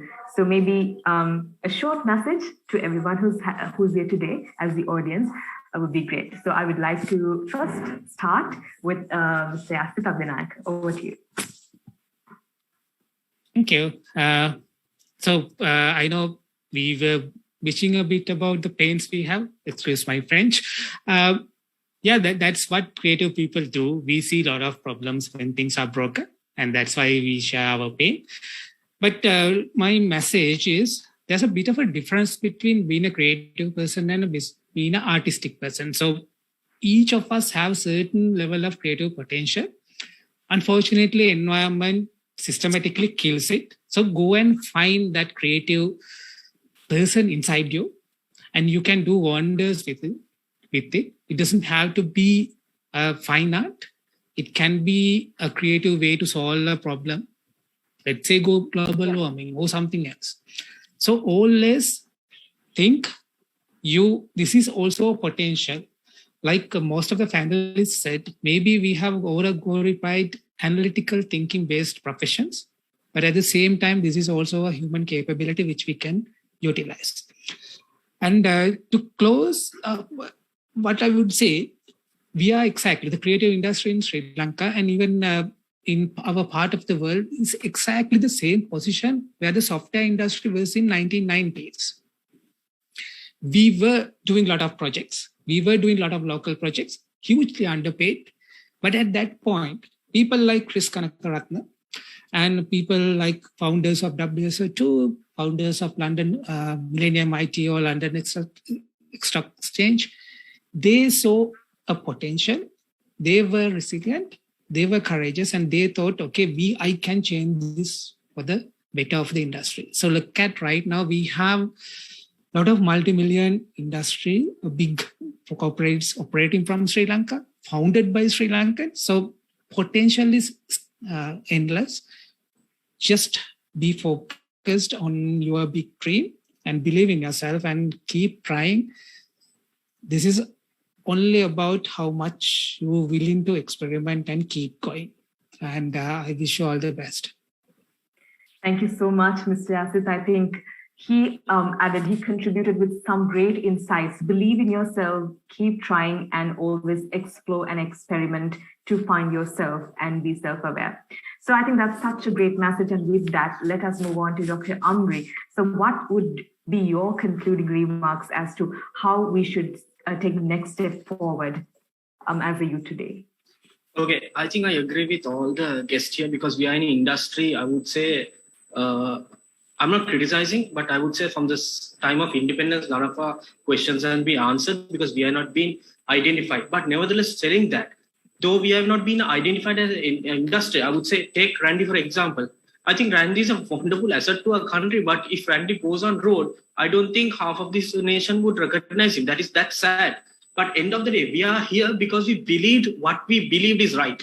So what I would like to tell the youth is, no matter what the world tells you, what your environment tells you, what your macro or micro environment is, just go and believe it. Because I heard Yohani's name because we have worked with Yohani very closely. Yohani is there because she believed in. I remember watching one of Yohani's managers' interview. She has very boldly said, you all do what you all want, but I want to play my music. Now, that is what she believed in. Understood? So believe in what you are good. We have a veteran from the advertising industry. His commercials are there because he believed in his creativity and thinking pattern. But if he would have got, say, underdog to his boss or his superior, say, no, this is a stupid concept, his commercial won't be there. He's here, he believed in, because we have gaming professionals here. Because I always believe gaming is something can take us to the international. We are still believing about housemaids getting dollars. We are going on dollar deficits, but we have wonderful opportunities. But I always believe it's either my way or highway. If you don't have an industry, work towards the industry until the industry recognizes you. I'll tell you a good example. I help few artists as well. One of the artists who's under my management is the Sirius superstar individual called Sankadine. Okay. Once he came and told me, I want to enter the Indian market. Okay. We worked so much for 6 months. And after 6 months and 26 days, we were in India with Sonu Nigam. Okay. That was an achievement. So we tied up with him. Understood? Now I have got an invitation. I have been appointed, as I said, as Udit Narayan's communication manager, and his record label has asked me to send 10 Sri Lankans to India, and Udit Narayan wants to sing a song in Sinhalese. Now, this is a wonderful opportunity. But if I'm going to wait till the government helps me or the media helps me, the song will be in my studio for next 10 years. But no, we as Sri Lankans or we as Asians, we have this, no, we have to do it. We normally don't listen to people. No. Understood? We normally don't listen. We believe in ourselves. So I think that is a plus point. What we do is, no matter what I always say is because let's work against the odds. Because I think team up here, as Portia said, if we need to team up for an industry revolution, let's do that. Let's let the next generation follow us. We have been here for 10 to 15 years. We have struggled, but what I'm telling the youth is a struggle is not a negative thing. Struggling is always a positive experience. I always believe, now for a fact, me being a lecturer, I normally tell my students, do not learn about successful lives. Learn from the people who have failed. Because successful life, we learn only about the tip of the iceberg, but we never learn about the underneath the rock hard bottom we go through. As I said, I may be the only event manager who has so much of bounce checks with me. But if I am demotivated, no, I have close to about 50 lakhs or 60 lakhs of checks. But I forget it, told the checks. I said, no, I'm not going to the police station. But let me bounce back. And I'll tell you a good example. During the pandemic, I know other industries were doing good, but we did really bad. All restrictions, because end of the day, first thing what happens in Sri Lanka is hits the entertainment and the advertising and all the industries. Okay. That's the time the government said, okay, we are giving only 50 people for a wedding. We never did live streaming. Okay. It was from a young executive from my team came and said, Amri, let's do live streaming. We started wedding live streaming. Okay. It's not a joke, guys. We did funeral live streaming also. It worked. It worked. I had about 10 to 15 funerals per month. Understood? So we need to see that worked for me to pay my guys' salaries. But if I'm going to sit back and say, no, I'm a managing director, I'm not going. No way. Because I always tell guys, if I have not done this mistake in my college 15 years back, if I would have said, no, I'm not going to dictate you which color, I have the 3 colors to play in the parkas, I won't be sitting here and talking to you. Because it's all about experience which we bring. Understood? If we do not have an industry, let's work towards the industry. Let's not work till someone else comes, a minister comes or a professor comes. No, because they are not doing it because they don't see the value of it. We all people see the value of us. So let's work together. What I tell the youth or people who are listening to us is just believing in yourself. Be a great dreamer. Your dream will someday pay off. That day, you will actually realize and not regret that, okay, I believed in me. We creative guys always work till night. We all like owls in the night. We don't sleep, right? So let's make that, I always feel no pain, no gain, right? Let's make that pain valuable and let's give that pain a value. Understood? I'm very happy now. In India, if I reach to a leading artist, when I say Amri, they're like, hi Amri, bye, how are you? Now that is the inner satisfaction I need. Understood? So now we are reaching because the closest market we have is India. So we are working. Our sister Yohani is working. So what I'm saying is, I've seen a lot of critics on Yohani.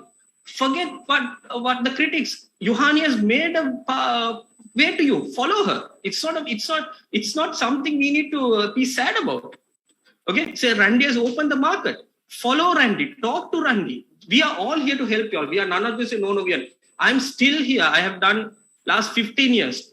But I am telling the youth, come and talk to us. We will tell you because we don't want you all to go through the mistakes we went through. Yes, we definitely have issues in our industry. But let's work it as a team. But again, for the youth who are listening to us, dream, and be positive. And if you want to dream, make your way until you see the light end of the tunnel. Thank you. Thank you so much, Dr. Amri. I think that's such great inspiration and motivation right there. Dream, if you have a passion, dream for it and work hard for it. And do not let until others come and provide you with all the assets. Seek opportunities in everything that you come up with. So I think that's such a great message to everyone who's out there listening to us today. So with that, Randy and Portia, so what would be your concluding message to the audience, young audience who's gathered here today?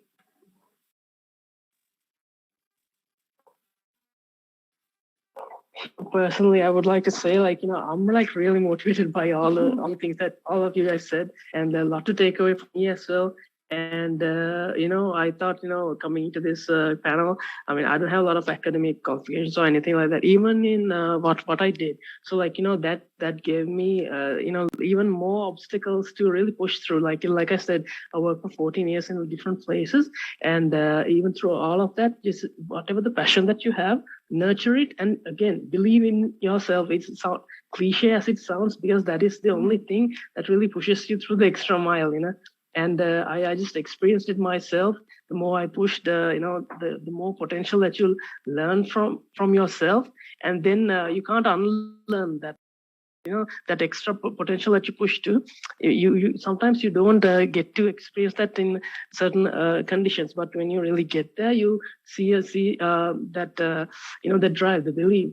And even as I don't think I've told this much anywhere. The last place I worked, it was pretty toxic for me, and that really left. There was a wake up call for me as well,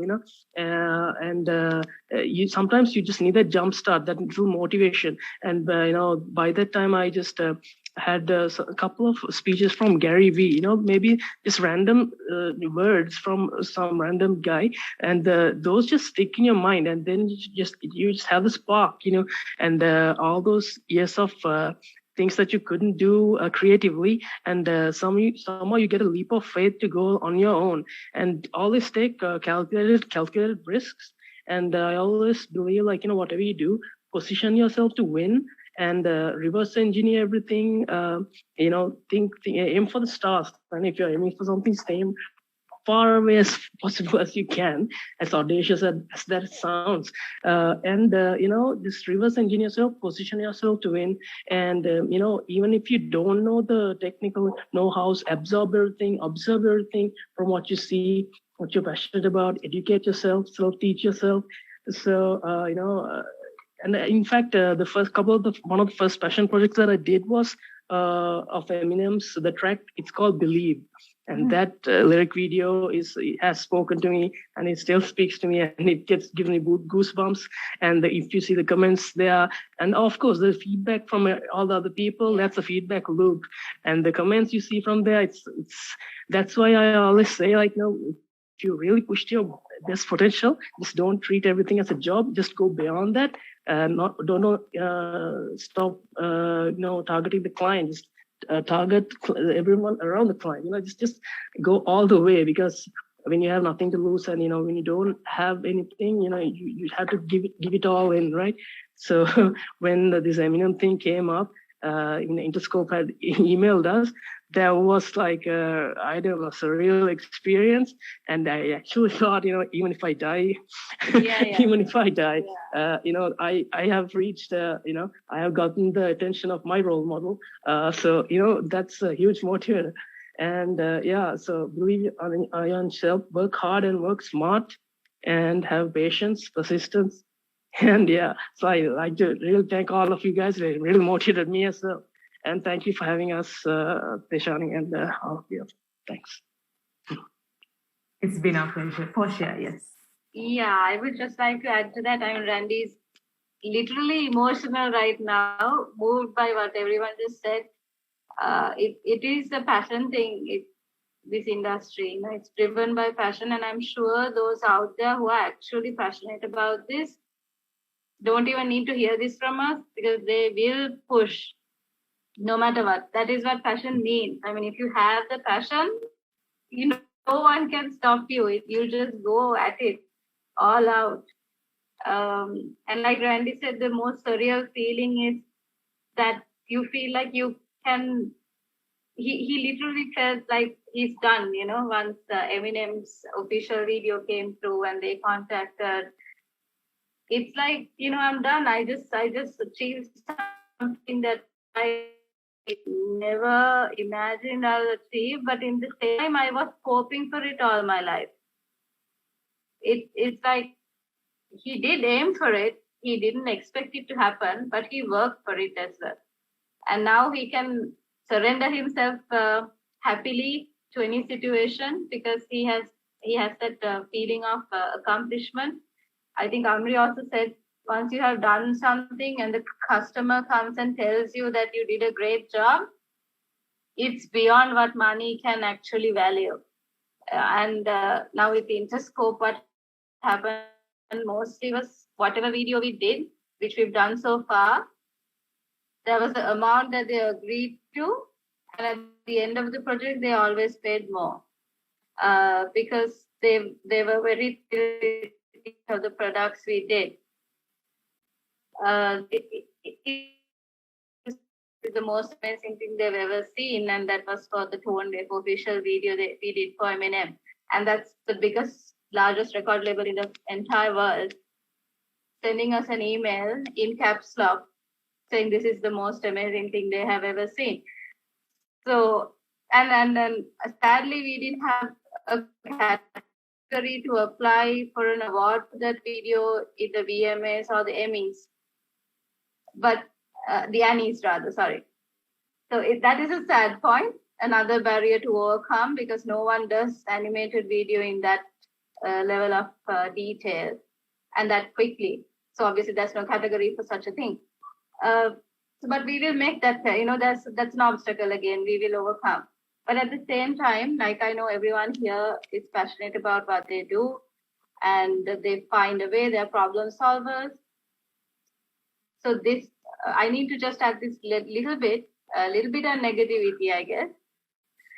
Whoever is interested in coming to this field, if you're passionate, this is probably something you will find along the way because you will push no matter what. But if you realize this early, it would help your journey. You need to not be faced by the negativity, but rather keep pushing. Now, as in, don't get disheartened. Push and push and push. Like you need to get your baby out like a mother. Keep pushing and be responsible. And don't blame the environment, blame the government, blame your parents. Don't keep doing that. Yes, you will feel like doing that and do that, but don't make that your excuse not to push. And be responsible. If someone gives you a project, respect that project and do it as if it's your own, not for the money. Do it for your portfolio. Think this project is something I get to add on. Someone's pay. If you think of it that way, instead of like, oh, this is something I'm getting paid, I'll just do it and get the money. Instead, you think someone's paying me to add something to my portfolio, so I'm going to give it my 200% and do it that way. Is something I would like to add to the people who are passionate out there, hoping to pursue a career. And also, don't copy and imitate anyone just because you see this is the path that this person followed. Take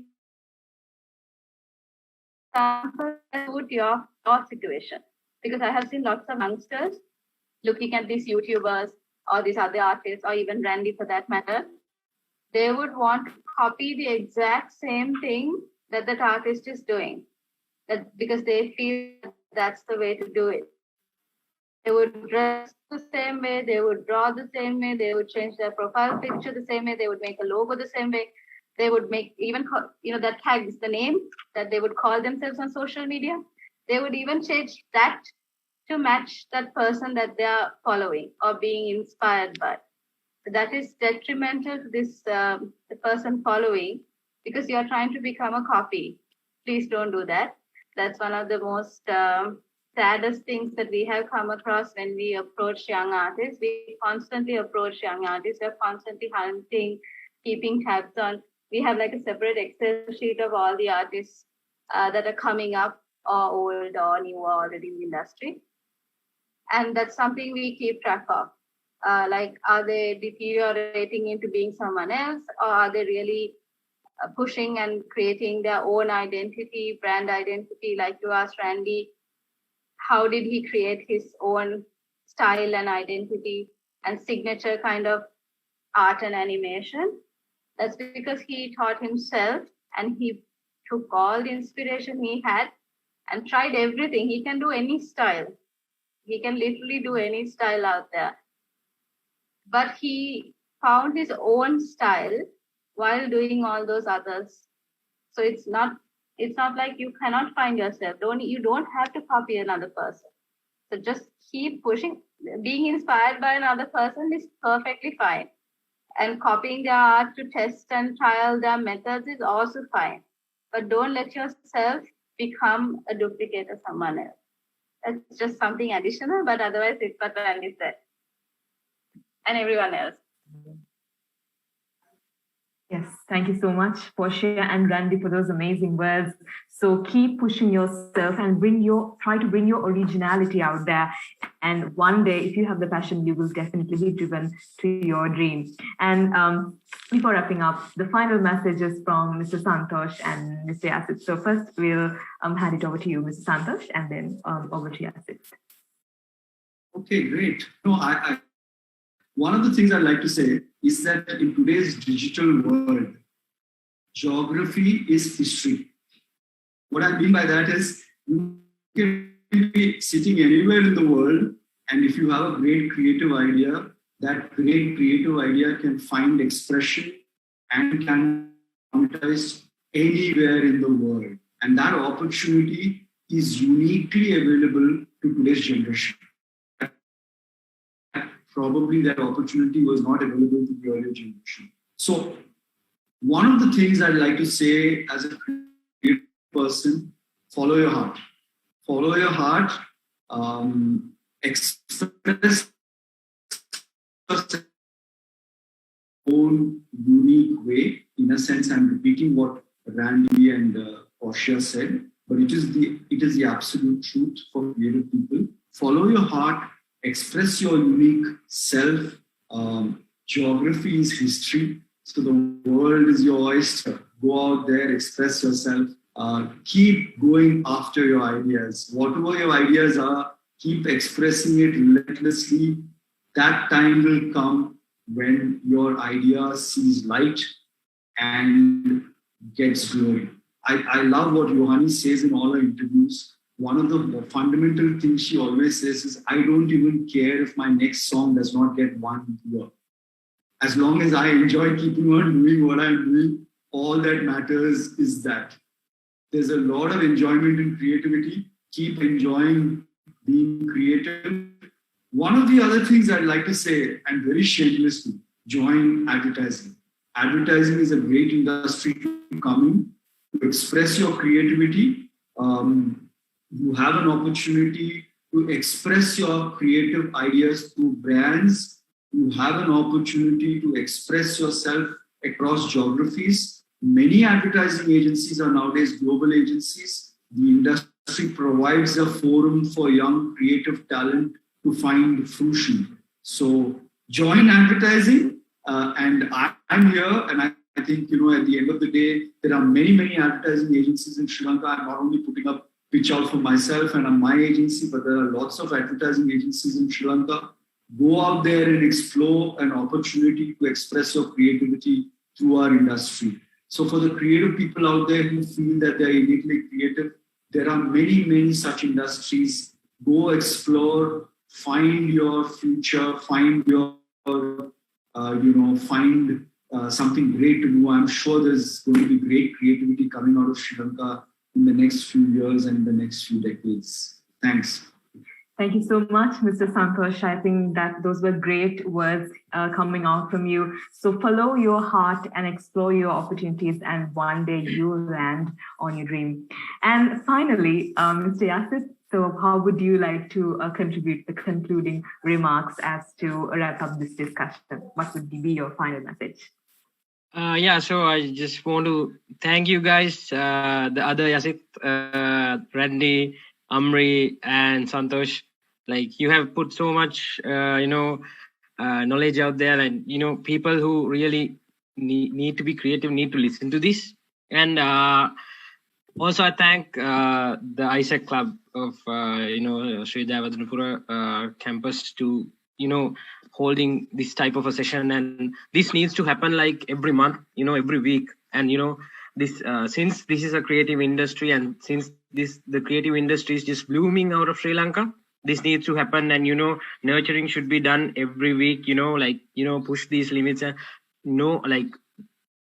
push and enlighten the creative students of in Sri Lanka, and put some light into them. So what I just want to say that the industries are growing, new technologies coming up, the NFTs, the metaverse, and all of that. You need to keep up with the technology as well. There's so much potential in the NFT market when it comes to crypto and Bitcoin and Ethereum and all of that. You need to go through them. You can, there is another opportunity there in NFTs and the digital world that's coming up in the next wave of technology. Things are going to be great for creative people as well. So try to keep pushing your limits. Try to explore what NFTs are, and how the blockchain is going to work. All these networks are going to be decentralized, and all of that. These technological terms you need to look into, because this is the new wave of technology that's this industry is moving into. So I would like to thank everyone who is here, and everyone has put a light on me, and even Portia, like a mother said, you need to push your products as a baby outside. I know she's a mother too, and that's the passion you need to have about your products and the creative stuff that you are working on. And everyone here is a creative person, as I know, and every person born out of a mother's womb is creative. It's just the system that kills it. So if you really love it, you really need to push through. And I really thank you guys for joining with me on this, and really love what Isaac has done, coming into this creative perspective of getting this out there. And also Theshani, would love to thank you and doing a wonderful session, coordinating all of us, and love to hear from you as well. So thank you guys, and best of luck on all your products and all your journeys to come true. Good luck. Thank you so much, Mr. Yasith. Thanks a lot. It means so much to me. And indeed, it has been such a great pleasure and an honor for me to moderate at this distinguished panel as well. And it's something that I would definitely cherish in my heart forever. So with that, ladies and gentlemen, if you wanted to improve upon your creativity, and if you wanted this boost of motivation to kickstart your creative journey, I think you join with us today. And if you are to explore your creativity to further into depths, this would be available for you to try. And with that, let us wrap up this amazing session of Creative Circuit 2.0. So I take this opportunity to express my most sincere gratitude to everyone who's gathered here today. So Mr. Santosh Menon, Mr. Randy Chriz, and Mrs. Portia Ratnayake, Dr. Amri Adheeb, and Mr. Yasith Sirisena, and Mr. Yasith Abeynayake. It was such a great opportunity and such an honor for us to host you this evening. So thank you so much for joining with us today, and to mentor and foster this young crowd who has gathered here today, because I'm sure that this would be the idols that the young aspirants of creative industry would be looking forward to meet up with. So thank you so much, ladies and gentlemen. And we wish you, dear panelists, we wish you all the very best for all your future endeavors. It has been a pleasure hosting you. So with that, yes, I'm taking my leave from... Yes. Yes, thank you so much, Mr. Yasith. So with that, let's wrap up the closing session of Creative Circuit 2.0. Thank you so much for staying tuned with us until the very end. And follow your dream, put your heart out there, and aim for the stars and land on your dream. So with that, a very good night to everyone, and keep pushing forward and follow your dreams. Thanks a lot to everyone who's gathered here today, and see you guys. Stay safe. Good night.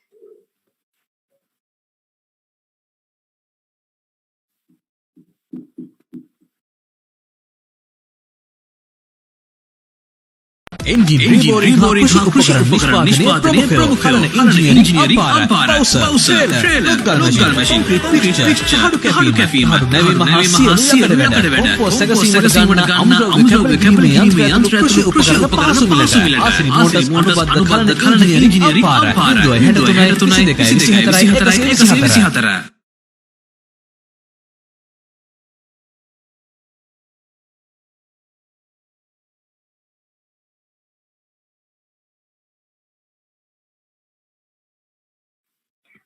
So hey there, ladies and gentlemen. Thank you so much for staying tuned with us until the very end of Creative Circuit 2.0. So as you know, during the span of these 4 days, we touched upon many diverse areas of the creative industry. And we are about to wrap up this whole session series of Creative Circuit 2.0. But now, let's shed the light upon this amazing organizing committee who worked towards this. So it's my turn now to cordially invite the organizing committee president of Creative Circuit 2.0, organized by ISEC in University of Sri Jayawardhanapura. So Upeka Fernando, this is over to you.